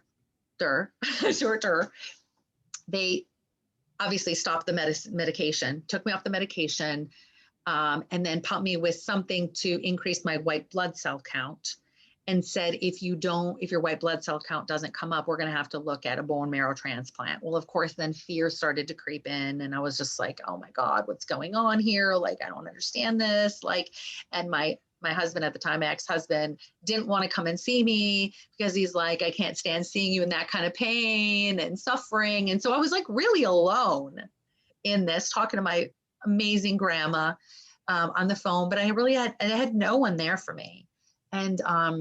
And then come to find, I get out of the hospital in about a week. They're like, okay, it's enough. Keep a mask on for a couple more weeks.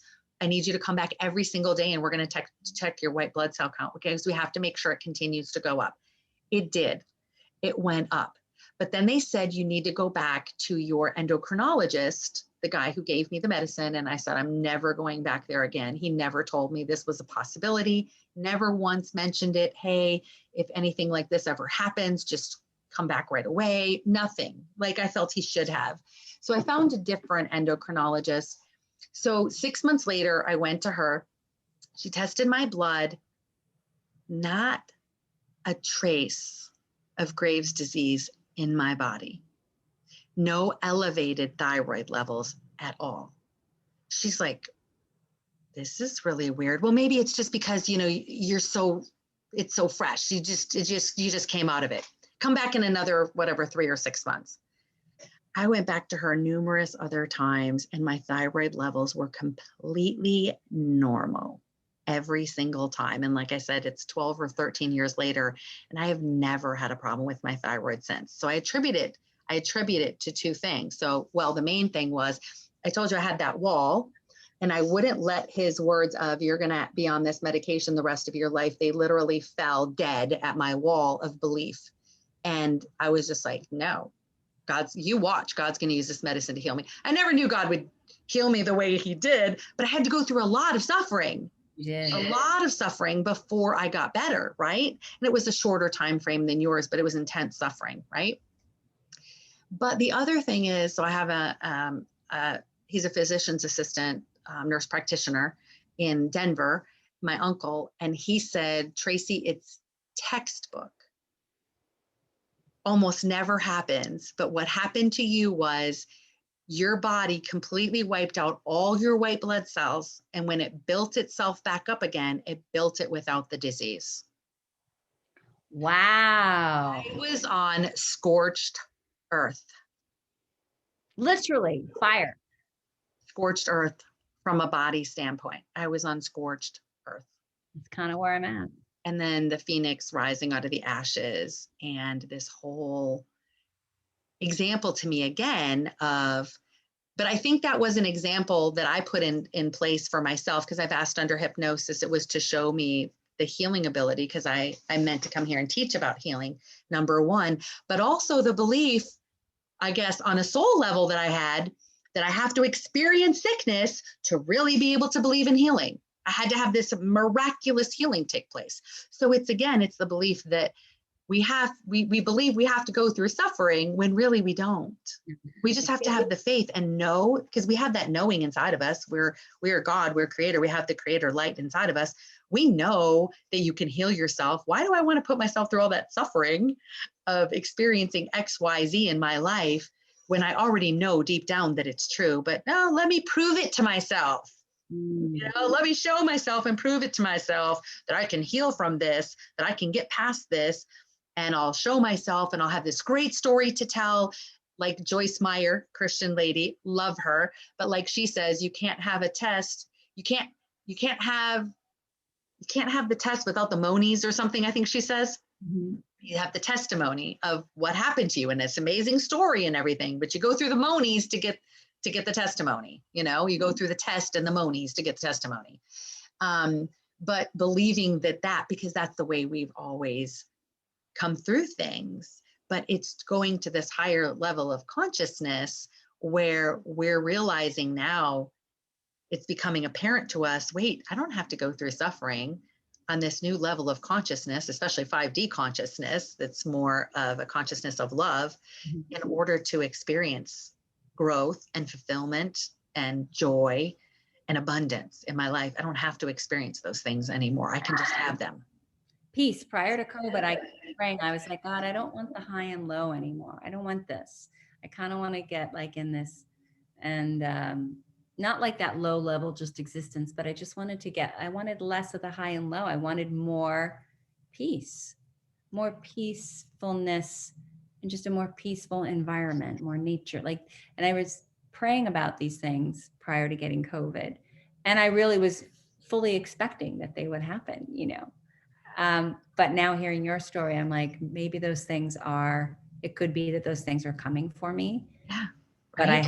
But I have to work. I just really was unaware of how much more deep healing I was in need of. And also that my sister doesn't have any trauma. So her life is very different. It's very successful. Everything works out in her favor all the time, usually. Well, she's on a completely different path, right? She is. She's on a different path. Very different path. Yeah. And it's easy and fun, and she's never had a huge roadblock she has no trauma or tragedy in her life. No. Never has anything like that. So you know, and some people do plan more of a vacation life. There is such a thing. No, there really is such a thing. I have my middle child. I would like that. I would like the vacation life. You've had some. It's just not this one. I had 5 years of it. Yeah, I had 5 years of the vacation life for sure. Well, no, you've had some before in other incarnations. We've actually, like after this life, your soul may very well be like, my soul has already told me many times over, this is it, sweetie, get it right this time because we're not coming back. My soul's like, I'm going to go be a fish after this life. My soul's like, no, you want to, I don't know, this may sound totally crazy, but I saw a movie called Wings of Desire many, many, many, many years ago. And it's a European film by Wim Wenders. And it's about angels. And the remake of it was called, I forget what the remake was, Nicolas Cage and Meg Ryan. But anyways, there was this image of an angel that would come and like whisper to people who were in desperate places, whether they were about ready to get, and they would just whisper and they would sort of land with these beautiful big wings, and they looked like human beings in these coats, but they would just say something, and then that person would have a moment, and they would get down from the ledge, they were going to jump up. And I thought, oh, that's what I am in my next life. I literally, and I was kind of young, saw that movie and thought, oh, that's what I'm going to be when I'm done here. I'm going to be an angel that comes and gives encouragement to those the most desperate. Right. And sometimes I've even heard over and over again, you're an angel here on this, you're an earth angel. That's why you're going to be helping so many people. I was like, I don't know who signed me up for that class. Right. You thought you were capable. I didn't see that in my curriculum. Did you add that elective onto my program? I don't remember that, but you know, I've heard like to be and that doesn't mean, you know, I've been yelled at people. I'm not like a saint person, but there's something about when you said being of service. I've been a protector to my little sister. I've fought some of her battles as a child. You know, so I have that kind of like part in me, where I come to people's rescue. So I don't know, I'm just rambling now. Well, something I was going to say too is when you were talking about the highs and lows like this is my theory. I haven't read this anywhere. This is just my theory. I think that a lot of people who think they have bipolar, where they're high highs and low lows. Not a high and low in life, like just the ups and lows in life. Yeah. Ups and lows in life or emotionally is what I'm talking about. So it could be anything, but I'm talking specifically about people who believe they have bipolar. I think it's so that it's like these other things. It's so that it's so in your face that you get so frustrated with it and so done with it. And you hit that wall and you're like, I can't live like this anymore. And some people will take themselves out. Right? We always know when we give ourselves big challenges, that's always a possibility that it's going to be harder down here than we thought it was going to be. And all it is really is, I know this might make it sound like it's like I don't care about suicide, right? It's not that, but it's like hitting a reset button on the Pac-Man game, right? Oh, I've lost too many lives. I didn't get to a high enough level. I want to just go back and start over so I can start over with a clean slate.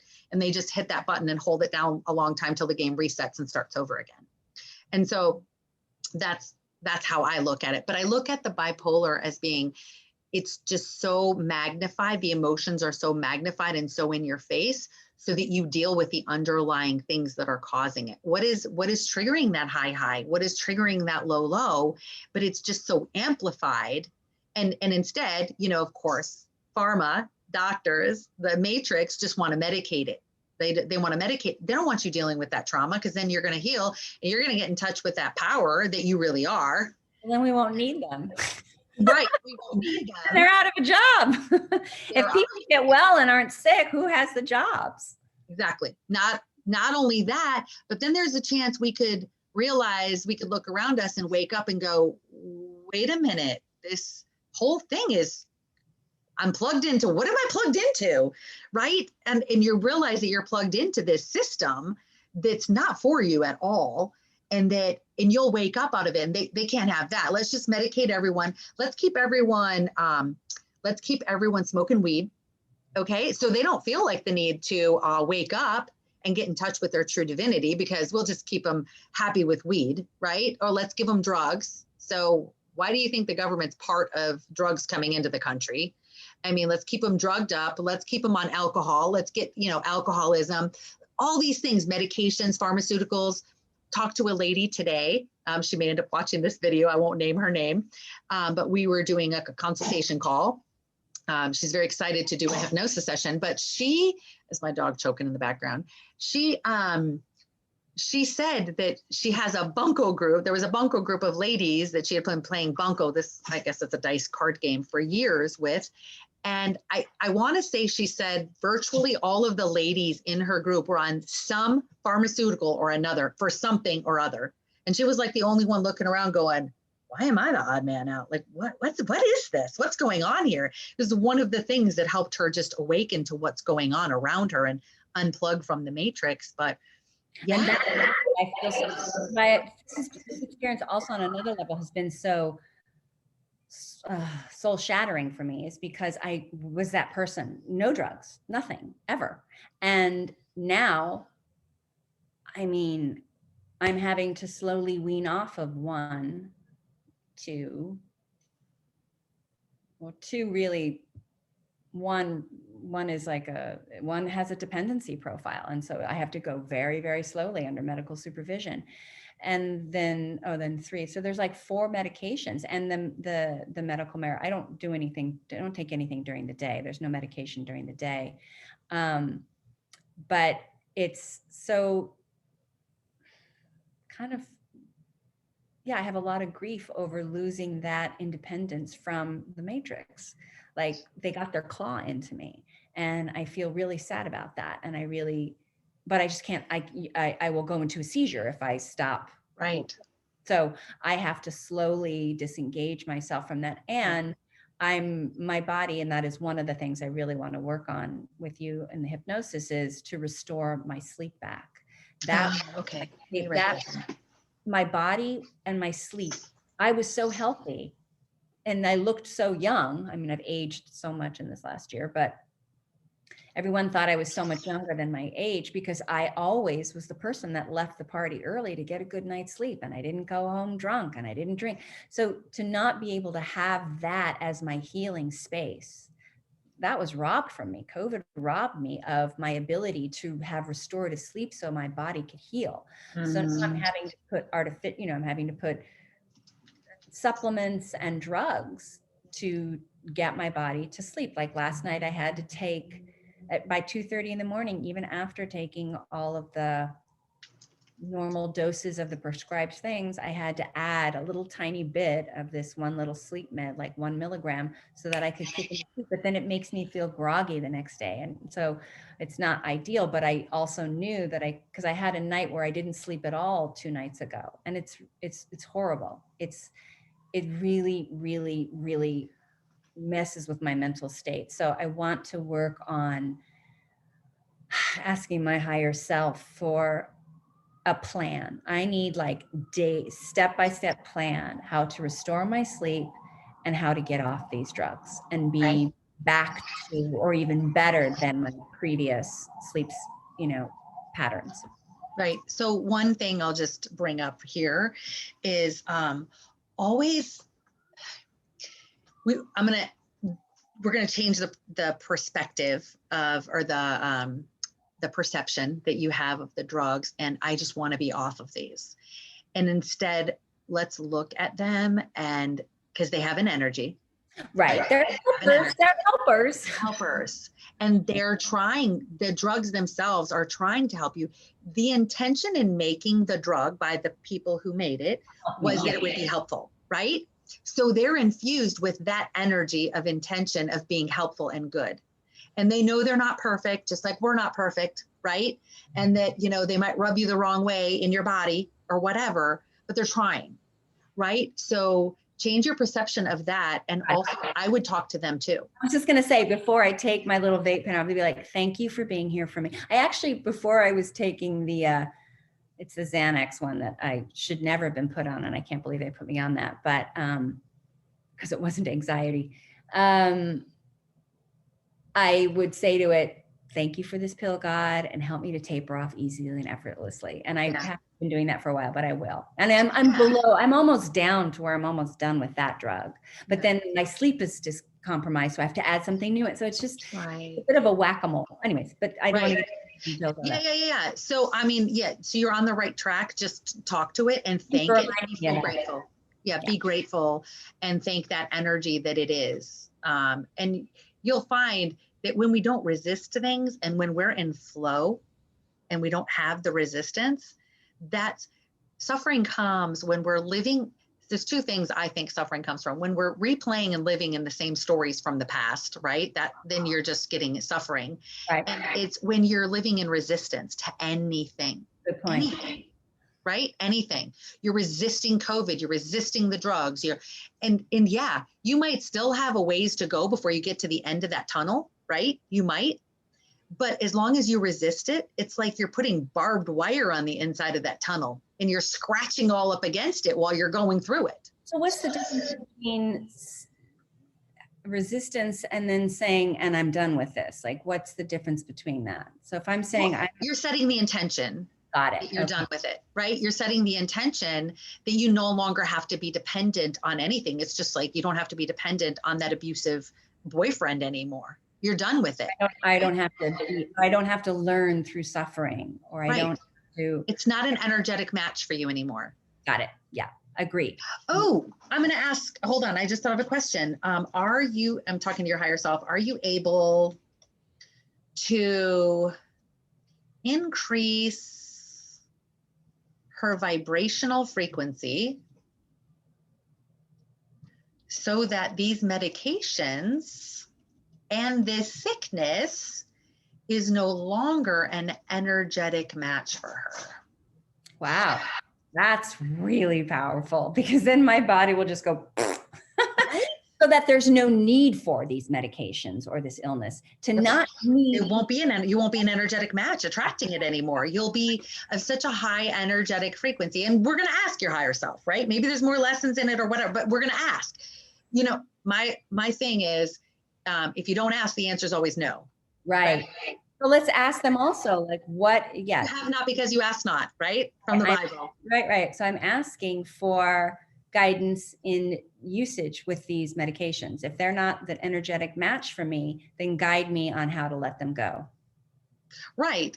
Or let's see what your higher self says if we ask this question pointedly. Are you able? Your higher self will say no if it's not able to. Like, that'd be too much energy. I would take her from here to here and it wouldn't work for her. Like, that'd be too much of a jump, whatever. I don't know what your higher self is going to say. So we'll just say, are you able to increase her vibrational frequency so that these medications and the sickness is no longer an energetic match for her? Right. And are you able to increase her vibration to be a perfect match for vibrant health? Okay, let's do that. Can you increase her energetic frequency so that it for the best health she could ever imagine experiencing? Like, that is really to be in optimal, vibrant health, better health than I've ever experienced previously.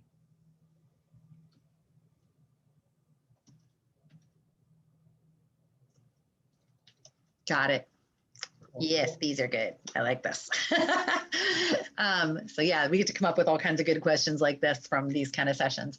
So given the fact that we've got 16 of these, and 16 of these are going to turn into 46, because I'm going to expand all of them outward. We may not have a ton of time for the questions. I sent you that, I don't even know, is it 4-page list of questions that people like to ask. And I told you could pick any questions from that list that you may want to ask. So maybe what you can do tonight before our session tomorrow is go through there and see if there are any that are just like, I really have to ask this one. Like, I have to ask this one. Just maybe pick a few and tell me the numbers tomorrow of a few that you really want to pick. And it's not to say this has to be the only session that you do. You can do hypnosis as many times as you want and, get the answers as many times as you want. This is just a crutch for you now until you're able to clearly and fully hear yourself from your higher consciousness, from the higher consciousness that you are, right? So, and a lot of it is going to happen when you heal the trauma and when you increase your vibrational frequency. So you're going to be more of a match to be able to clearly hear from your higher self. Right. And so this is just a crutch because that's not happening right now. And so we're just using a workaround to get to the point where you can get the answers from your higher self to get you to that next level, so that you can get closer to being able to just totally commune with your higher self. Right. Okay. So we did talk about New York. We talked about you had dinner with that woman. You didn't even want to be at the dinner. And then that's when you contracted COVID. So tell me just quickly, again, I know we talked about it on the phone, but I want to be able to type out the answers. What are some of the symptoms you're having? You call it COVID long hauler. So what are the symptoms? And you said everyone's different, but what are some of the things that you have been experiencing? Okay.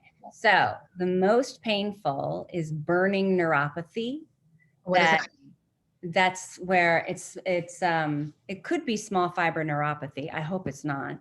But it could be. I could have small fiber neuropathy. So it's like my hands are on fire and it waxes and wanes, and it goes from my hands, arms, shoulders, back, top of head here. Sometimes it was on the top of my shins. And it's like as if someone's taking a blowtorch and then you can flick a switch and then it's like someone's putting dry ice all over you. So it's hot and cold.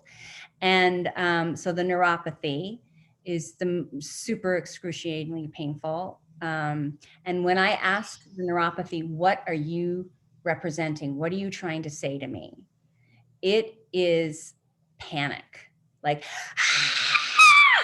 the house is on fire, arms on fire, house. So it's literally, that's what it felt like, a panic. Then the heart pain, because I had pericarditis. So I still have some fluid around my heart area, inflammation. That, when I asked what that's about, it said that's grief. So I cry every day. I grieve every day. And I'm not on any heart medication right now. So that's a miracle. The doctor did an echocardiogram about 2 weeks ago and said, well, it's less than it was before. So your body's reabsorbing this. So I'd like to ask, can we get the body to reabsorb it a little bit faster? Hold on, just pause. You're going a little bit too fast. Hold on, I need to type this out. Can she get healing for the heart issue? And then neuropathy. Yeah, I already got the neuropathy up there. And just FYI, it's, you said grief. I don't want to put that out there. I want to hear what your higher self has to say. I put it in parentheses just for me. That's okay. Because it may be more than one thing, right? Sure. It could be grief. It could be something else. Right. Okay, so what's the next symptom? The next thing is I get these things called internal vibrations. Okay. Those, now they've gotten a lot less, but I still get them. And that is, so the internal vibrations, the insomnia. Okay, hold on. Let's describe for me a little bit more about the internal vibration. What is that like? I feel like it's basically what happens is it's like my vagus nerve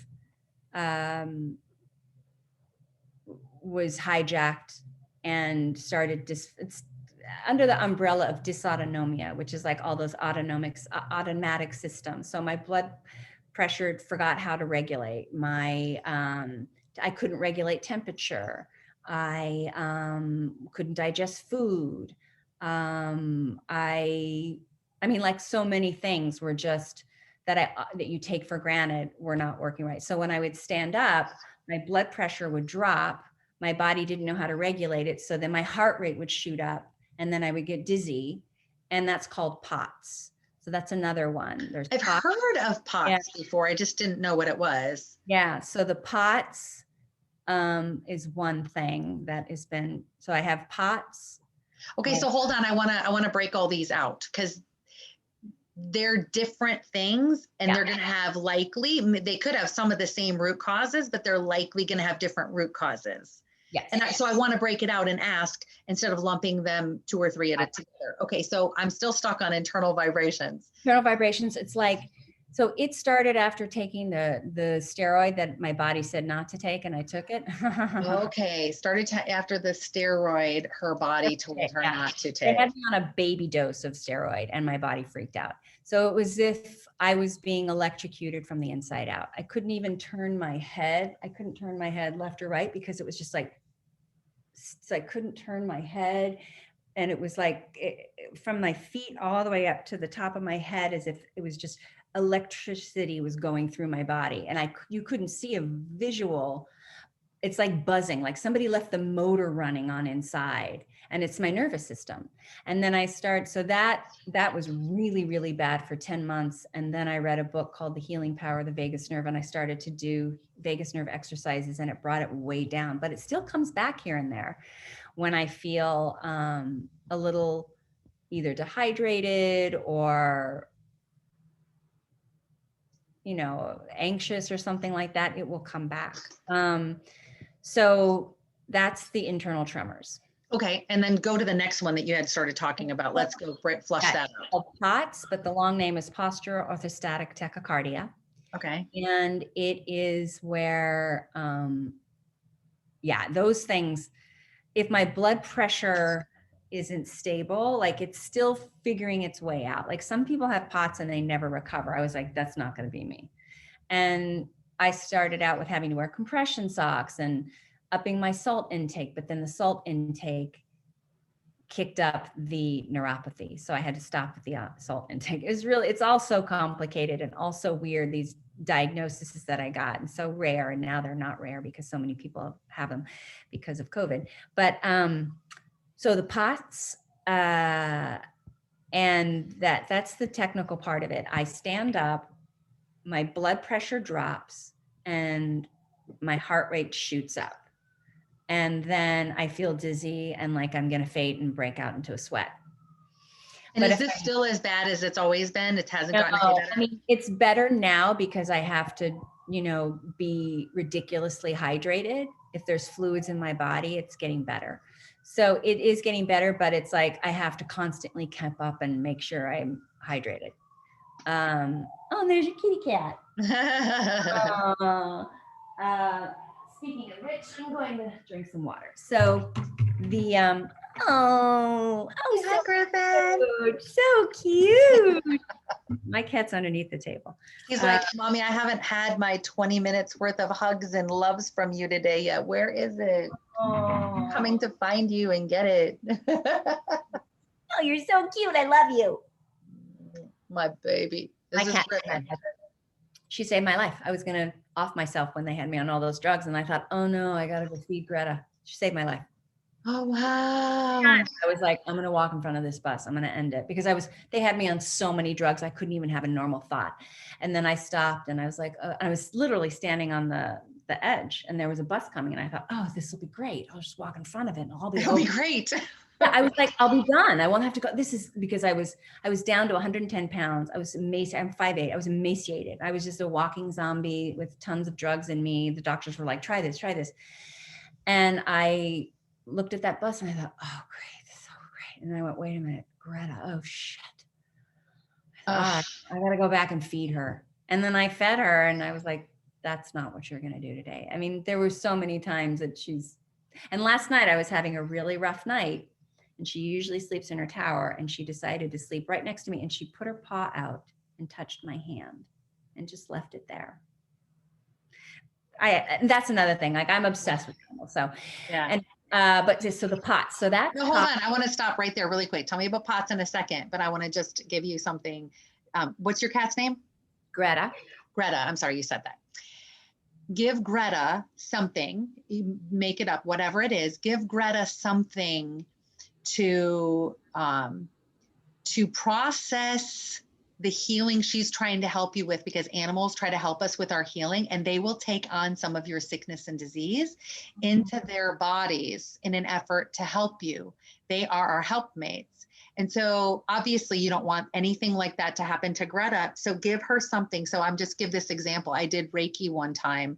I was learning animal Reiki and I met this horse who had these health issues. And I was hearing the horse tell me what the health issues were. And then I asked the lady at the boarding stable, you know, about the owner. And she told me, oh, the owner's got this problem and this problem. And I was like, oh my gosh, they mirror the horse. Like the health issues were the same as what the horse was experiencing. Yeah. And I was like, oh my gosh. So this horse is trying to process and take some of that, whatever sicknesses it was that this woman had, and process it in its body to help transmute it for the owner. So I gave this, my higher self helped me do this. I gave the horse this golden pouch to wear around its neck. And I said, this is what you can use. This is, stop it. You can, I got the spray bottle here. She sees it. Well, it's just water, but you're going to behave. I gave the horse this golden pouch and I said, here, this is where you process this. And it's a healing pouch. And so you can take whatever sickness or whatever you want to take from her, from the woman that you love, who's your owner, and put it in this golden pouch, and that will process it and heal it. And that way you don't have to put it in your body and look, you're suffering from all these health problems now.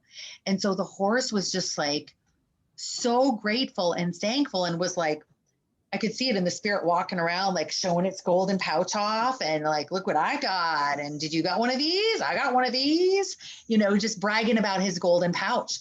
But, and I never got back to, you know, go look at the horse or anything. It was just a training class that I was part of. But it was really eye-opening for me to show me how our animals do that. So maybe give Greta. She has a little necklace and it's got a bell on it. I'm going to tell her, you can put all of my illness in the little bell and it will just shake off into the vibration of music when you walk around with it. Yes. It'll shake off and become high frequency and fill our house with high frequency vibrations. Yeah. Like my cat is like she's the most chill, wonderful. I always look at her and I'm like, I should be more like her. She's had no trauma in her life. And that's because I've made sure of that. Right. But I'm just obsessed with her. I love her so much. So yeah, I'm going to do that. She has a little bell. Yeah. Yeah. I just barely do that because you'd be so sad if she ended up, you know, and it's something whenever I hear of a dog or whatever having cancer, I'm like, so what's going on with your health lately? Oh yeah, I got some precancerous cells I'm dealing with. And I'm like, really? You know, or you find them later after the dog's already dead of cancer that, you know, they have some cancer going on in their body. And it's like the dog was trying to take as much as it could from it. And it ended up killing the dog, you know, so. Why don't we lose Greta? Okay. So I'm going to do that. Thank you. Yeah. Okay. So I'm sorry. So we're still on POTS. You said it's better with a lot of hydration. Yeah. So I have to drink like, a gallon of water a day, which means I can't run to the restroom all the time. I have to have a high salt diet. Which I sort of may or may not do very much of. I have very high cholesterol now too, which is crazy. They're like, how is that even possible? But I do. And that's because of inflammation. So high cholesterol, as well as I have low white and red blood cell right now. And that's new. I hadn't had that. I take my blood every like 6 months. I also have what's called mast cell activation syndrome, which is histamine reactions. It's very rare, but it's not rare anymore. So what does that mean? Histamine. So that becomes, I never had any allergies prior to COVID. Now my body has become hyper allergic to a lot of things, or it did. It's not so much now. I think I've really calmed it down now, but like I had a mosquito bite and my whole forearm swelled up and I had to go to the urgent room. And it was because I was having a mast cell attack, and it happened right after, like in the 5-month mark of COVID, or 4-month of COVID. And I had a friend who has mast cell from mold. She's like, that looks like a mast cell reaction, honey. I was like, oh no. And then they took my blood histamine levels and they were high, not crazy high, but high. So I'm on 3 different, I'm on a mast cell stabilizer and 2 different histamine, antihistamines over the counter. So the mast cell activation syndrome I'd like to have, or histamine intolerance, those 2 are hand in hand. And then the last symptom, so we did the insomnia, We did the medication use. We did POTS. We did internal tremors. We did get brain zaps. That's another thing that's pretty common. Okay. Tell me about that. I'll be lying in bed. It's almost, I kind of welcome it now because I'm like, oh, it means I'm going to go to sleep. So I'll be almost falling asleep. And then all of a sudden I'll get like an electrical jolt through my whole body. And sometimes that will look like what they call monoclonic jerk, where your body just jerks on its own. Yeah. I used to have those, and now I have that happening. So I get those brain zaps, weird, crazy. I get this phlegm in my throat, which could be from the mast cell. It creates postnasal drip. So that's more mast cell probably. And then, oh yeah, chronic fatigue, MEC-CFS. That has been brutal. So chronic fatigue is where obviously you're exhausted, but you also can't sleep at night, because what happens is at night your adrenaline, it's the opposite. The cortisol, you're supposed to wake up with high cortisol, and then when you go to bed, it's low. With chronic fatigue, it can flip. So you wake up groggy and exhausted, no cortisol, and then you go to bed at around 9 o'clock, you get a dose of cortisol, and then you're up, you're adrenalized. So chronic fatigue, the MEC-CFS, it's called, or ME/CFS. Yeah, I'm not worried about any of the names because I just want to know the symptoms, because we're just going to talk about the symptoms. Cool. So the symptoms for me are insomnia, and then fatigue during the day, and then and then if I do any kind of exercise, it's called post-exertional malaise, which is where if I do exercise, then if I overexert myself, then I crash, and I'm like, don't have enough energy to lift my head up off the pillow. And that's when it's like severe depression. When I first had my first bout of chronic fatigue in October in LA, I begged God to take me. Literally, I was like, I can't, take me right now. Take me right now. And I was on the phone with my mother, and I was like, I need to die. I can't do this. I cannot. Wow. This is the most horrific. I feel like somebody put me under anesthesia and put in roofie or, rohypnol, and just left me there, and I can't wake up out of it. It's horrible. It was the worst of all of it, actually, to be honest, and the neuropathy. Then do I have any other symptoms? So so not being able to exercise or overexert. Also, so my body is like, I'm really deconditioned, I'm really out of shape. No muscle tone, and I'm very weak. Like I don't have any strength in my hands. And I get the other new symptom that showed up is joint pain, really severe joint pain. A lot of people are now getting that. So I get it in my hands. Yeah, I get it in my hands. And a little bit in my left knee. I think that's my symptoms. Okay.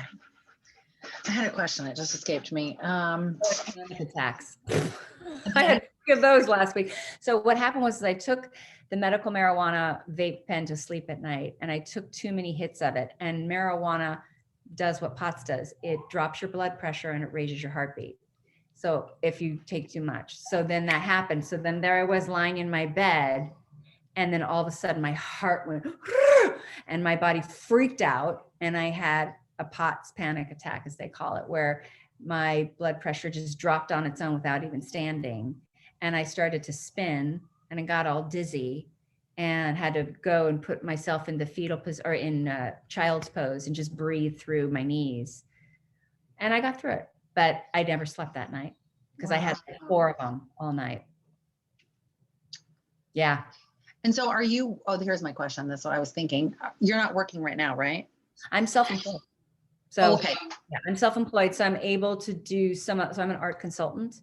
And so I'm still able to work with my clients. They're so lovely. They're just like, we just want you to get better. And my clients are so loyal to me. I have once I work with someone, then they just work with me all the time. So when you say work with you, what are they doing? They're having you buy the art for them, or? Yeah, I have to plug my computer in. It's pretty, I work with either private clients where they buy art from me. I work with real estate developers, and I develop art plans for their buildings for residential and commercial real estate. I curate, I hold events, I host the events. Yeah, that's what I've been doing. So you're able to do some work even despite the symptoms that you're having. Yes, because I don't have to show up anywhere, and I can do everything remotely. I can curate on my own. And so that's true. I don't have to show up on site anywhere. And if I did, I could still show up for a short amount of time. So yes, what I'm not able to really do is to take, like, what I used to do all the time was I would write a lot of agreements with legalese and that sort of like really granular, dense type of work with my brain on a computer for hours. I can't do that right now. I can't like create a proposal. My brain is just sort of like, let me just get through a day. But I can, the part of my brain that is still so high functioning is like this. The creative aspect. Yeah, the creative is like, oh, I remember where it's like I have all these file cabinets of images of photos that I've seen, millions of photos, and a client will be like, I need a photo of this or this, or I need an artist of this, and I'll be like, oh, I know who that is, and then it's just automatic. And so I've been able to, my work brain is still there. Yay. That's when I knew I might heal, when I was like, well, that work brain is still there, at least that part of the brain. Right. Okay. So I have all of, let me see, where did I put them? Okay. Because I'm going to ask about all those. So yeah, we have a lot. So I think one of the questions that I have up above from my list of questions under the health section, because I broke them out in categories. One of them is,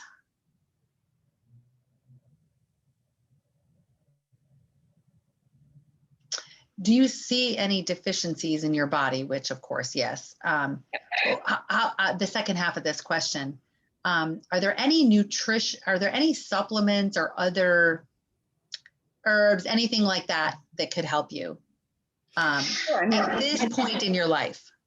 I would love to know that. Yeah, that's a good question, because I'm on crazy, like I'm on so many supplements right now. It's ridiculous. It takes up like the whole side of the counter. But maybe there's a couple that you're missing, or I'm just saying there may not be. This is a good one. Get rid of them, right? That's the question. Are there supplements that I'm ready to drop? And if so, which ones? And are there supplements that I need to add in? I need to use the restroom real quick. Can I pause? Yes. Yeah, I'm going to pause the recording.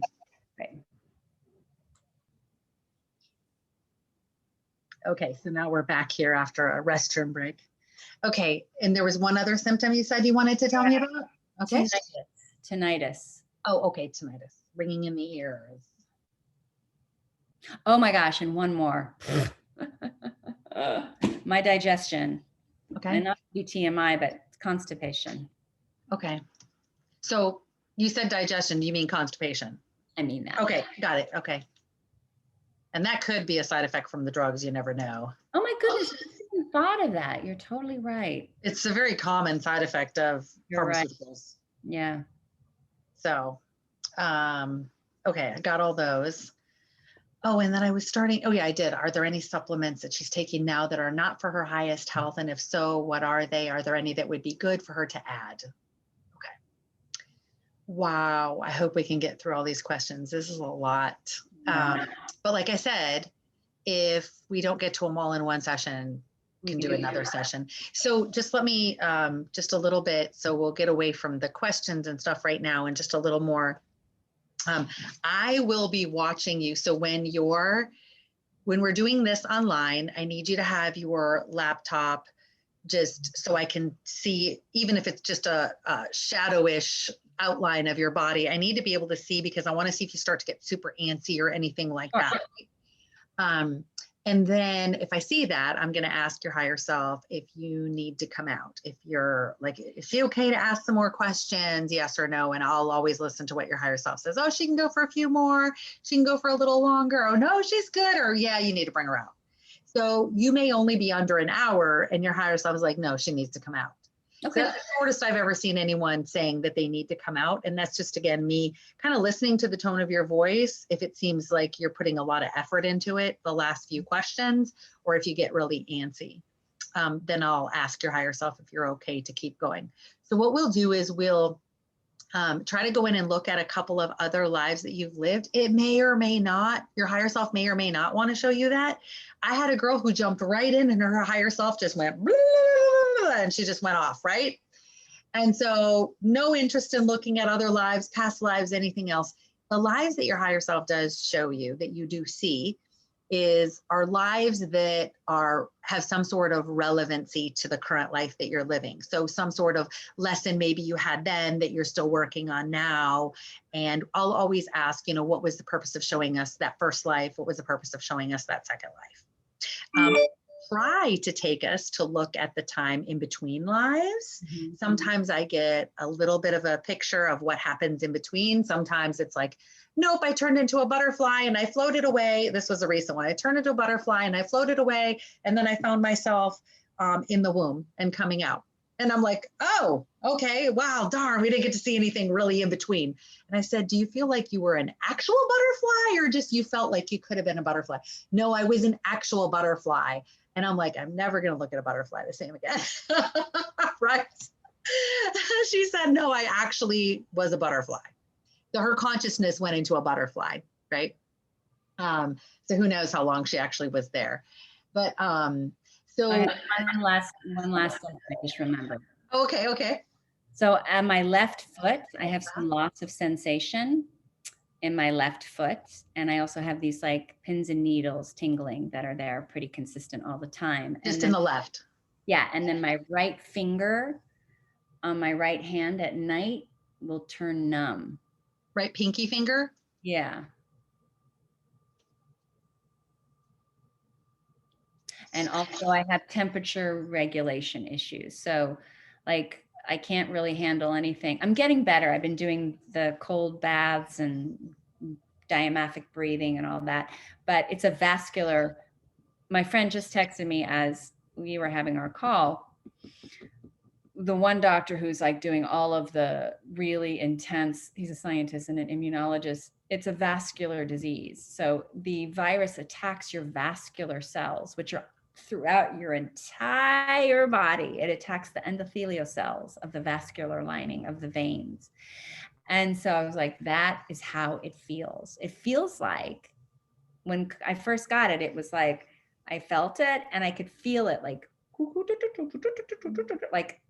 it felt, I mean, I don't know. I'm going to go on record and just say this. It felt man-made. It felt engineered. It felt intelligent. It felt smart. It felt like it was on a mission and it knew exactly what to do. It was on a mission to seek out the most vulnerable place via the vascular system and then attack that, whether it's the lungs or the heart. And that's how it felt. And so these symptoms are also all over the place because it affects the vascular system, which is in everything.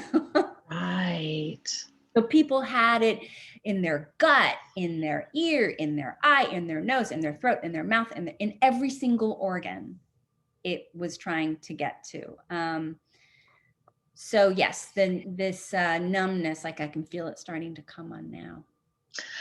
Okay, so and that was the vascular part. So when it gets too cold, the nerves, the capillary, whatever, the veins constrict when it gets cold, and so that leaves blood not getting to my nerves in my hand, the small fiber nerves. So there was a lack of blood. So that's when the neuropathy started, because when I take a warm bath, it opens up my capillaries, it opens up those vascular system, and then it allows blood to go through. And so because it attacks the endothelial cells, some people have, and I may have it as well, what's called sticky blood, meaning the blood's not going through the vascular system to get to the nerves to feed it, to give it oxygen.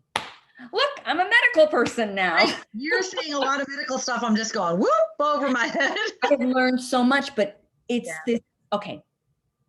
Whew, I might be talking, spirit might be coming through right now. Okay. She is getting more knowledge than any of her doctors will ever get. Wow. In their lives. She is going to speak the truth to millions of people. Yeah. This is a full body healing. And if the medical system doesn't understand this now, the future of the human race has no chance of surviving. I can't believe I just said that. Wow. That's awesome. Yeah. That's what I'm saying. This is the new. That's the truth. That's the freaking truth. Like, I'm glad you're taping this, because this is where I'm going to gain strength. I'm speaking the truth. And if they don't want to hear it, fine, go on. Yeah. But I'm telling you now, millions of people will hear this and understand it and believe in it. And if we don't stand up for our rights as full beings, mind, body, and spirit, we're gonna go extinct. It's just a fact. Right. Right. And that's why I said this is going to become the new norm. If people can be open up enough to it and let go of the old that's no longer serving them, just like a belief that's no longer serving you. It could be the belief in lack. It could be a belief that I deserve to be abused. Whatever belief is no longer serving you, let it go and accept and implement into your life the beliefs that do serve you. And I don't need to fight those battles with them. If they don't hear it, I'm not there to fight the battles and try to make them understand. Right. I just continue on with those who do get it. Right. Yes. Not everyone will wake up. Not everyone will agree with this. Not everyone will accept it. So yeah, that was awesome. Oh, I can't believe I just said that. That was really crazy. Wow. I love it. So what else was I going to say in preparation? Oh, you want to have some sort of earbuds in? Yes. Because under hypnosis, you're going to start talking quietly, and I'm going to be recording it here. And I'm also going to have a little audio recording, because it's not going to be feasible for you to just constantly watch a video of it. You might want to just listen to an audio recording. So I'll have that for you afterwards. And I can also tape it on my phone, like me talking. It's fine. Or I'm going to record it and I'll send it to you. Okay, perfect. Yeah, so don't worry about it. And then it's also going to be this video recording. And then I'm also at the same time going to be typing on my computer, like I've been looking at this whole time here, typing my questions. I'm going to be typing notes. So you're going to get almost a verbatim transcript of everything that's said, so you can read it. So you don't have to always plug in the audio. You'll be able to read it. So you'll get that after we're done with our session. Amazing. So yeah, you're gonna have a lot of notes you can go back to, and you'll get a lot of information. And it's really, of course, it's up to you what you do with it. I mean, you can tell a room full of 10,000 people a millionaire idea, but it's going to take work, and it's going to take effort, and it's going to take time. And how many people are going to walk out of that auditorium and do it? Maybe 5, 10, right? You're not going to have all 10,000 people walking out doing and implementing that $10,000, that $1 million idea, because it's just our human nature. We can get lazy, but you definitely don't seem like that type. I'm just saying that. I'm a little too type A, actually. So I'm just saying, so I do a lot of sessions for people, and they'll implement some of the things, and they'll just think it's so cool, the information they get. But it's really, if you were to implement every single thing your higher self is telling you, it's the roadmap. It's instead of driving and taking all these detours that are leading you into these dead end roads, and then you're getting attacked by a bear at the end of this road, and you're getting stuck in the ditch in this road, you actually can just pretty much take a straight, scenic, beautiful view to get from point A to point B, because your higher self is like, well, here's the map. It's up to you if you want to follow it or not, but it's here. So it's just whether people want to listen to it or not. It's free will, right? If we don't learn it in this life, we'll learn it in the next one, or a next one, or a next one. Do you have any questions about our session tomorrow that we're going to do? What time are we doing tomorrow? I thought, and I'm going to go ahead and just end the recording here, because we're just going to talk about logistics. But so this is the ending of the intake session. And I know it went really long. I never take 4 hours to do an intake session. So this was crazy. We got really, really chatty, and we were sharing some great stuff back and forth. And I hope that people who listen to this get something out of it. I mean, even if they think that we're just, two crazy women, hey, they got to experience two crazy women and they're just get to go on with their life the way they want, right? But other people, it's going to bring insight and wisdom and teach them ideas that they hadn't thought of before. So that's I hope so. I hope so. And open them up to a different type of healing other than what we've been raised and brainwashed in the society into believing is the only way to be healed, even though it's not healing. Right. So anyway, we'll end it here and then we'll pick it up with the actual hypnosis session. So I'm going to hit end on the recording right now.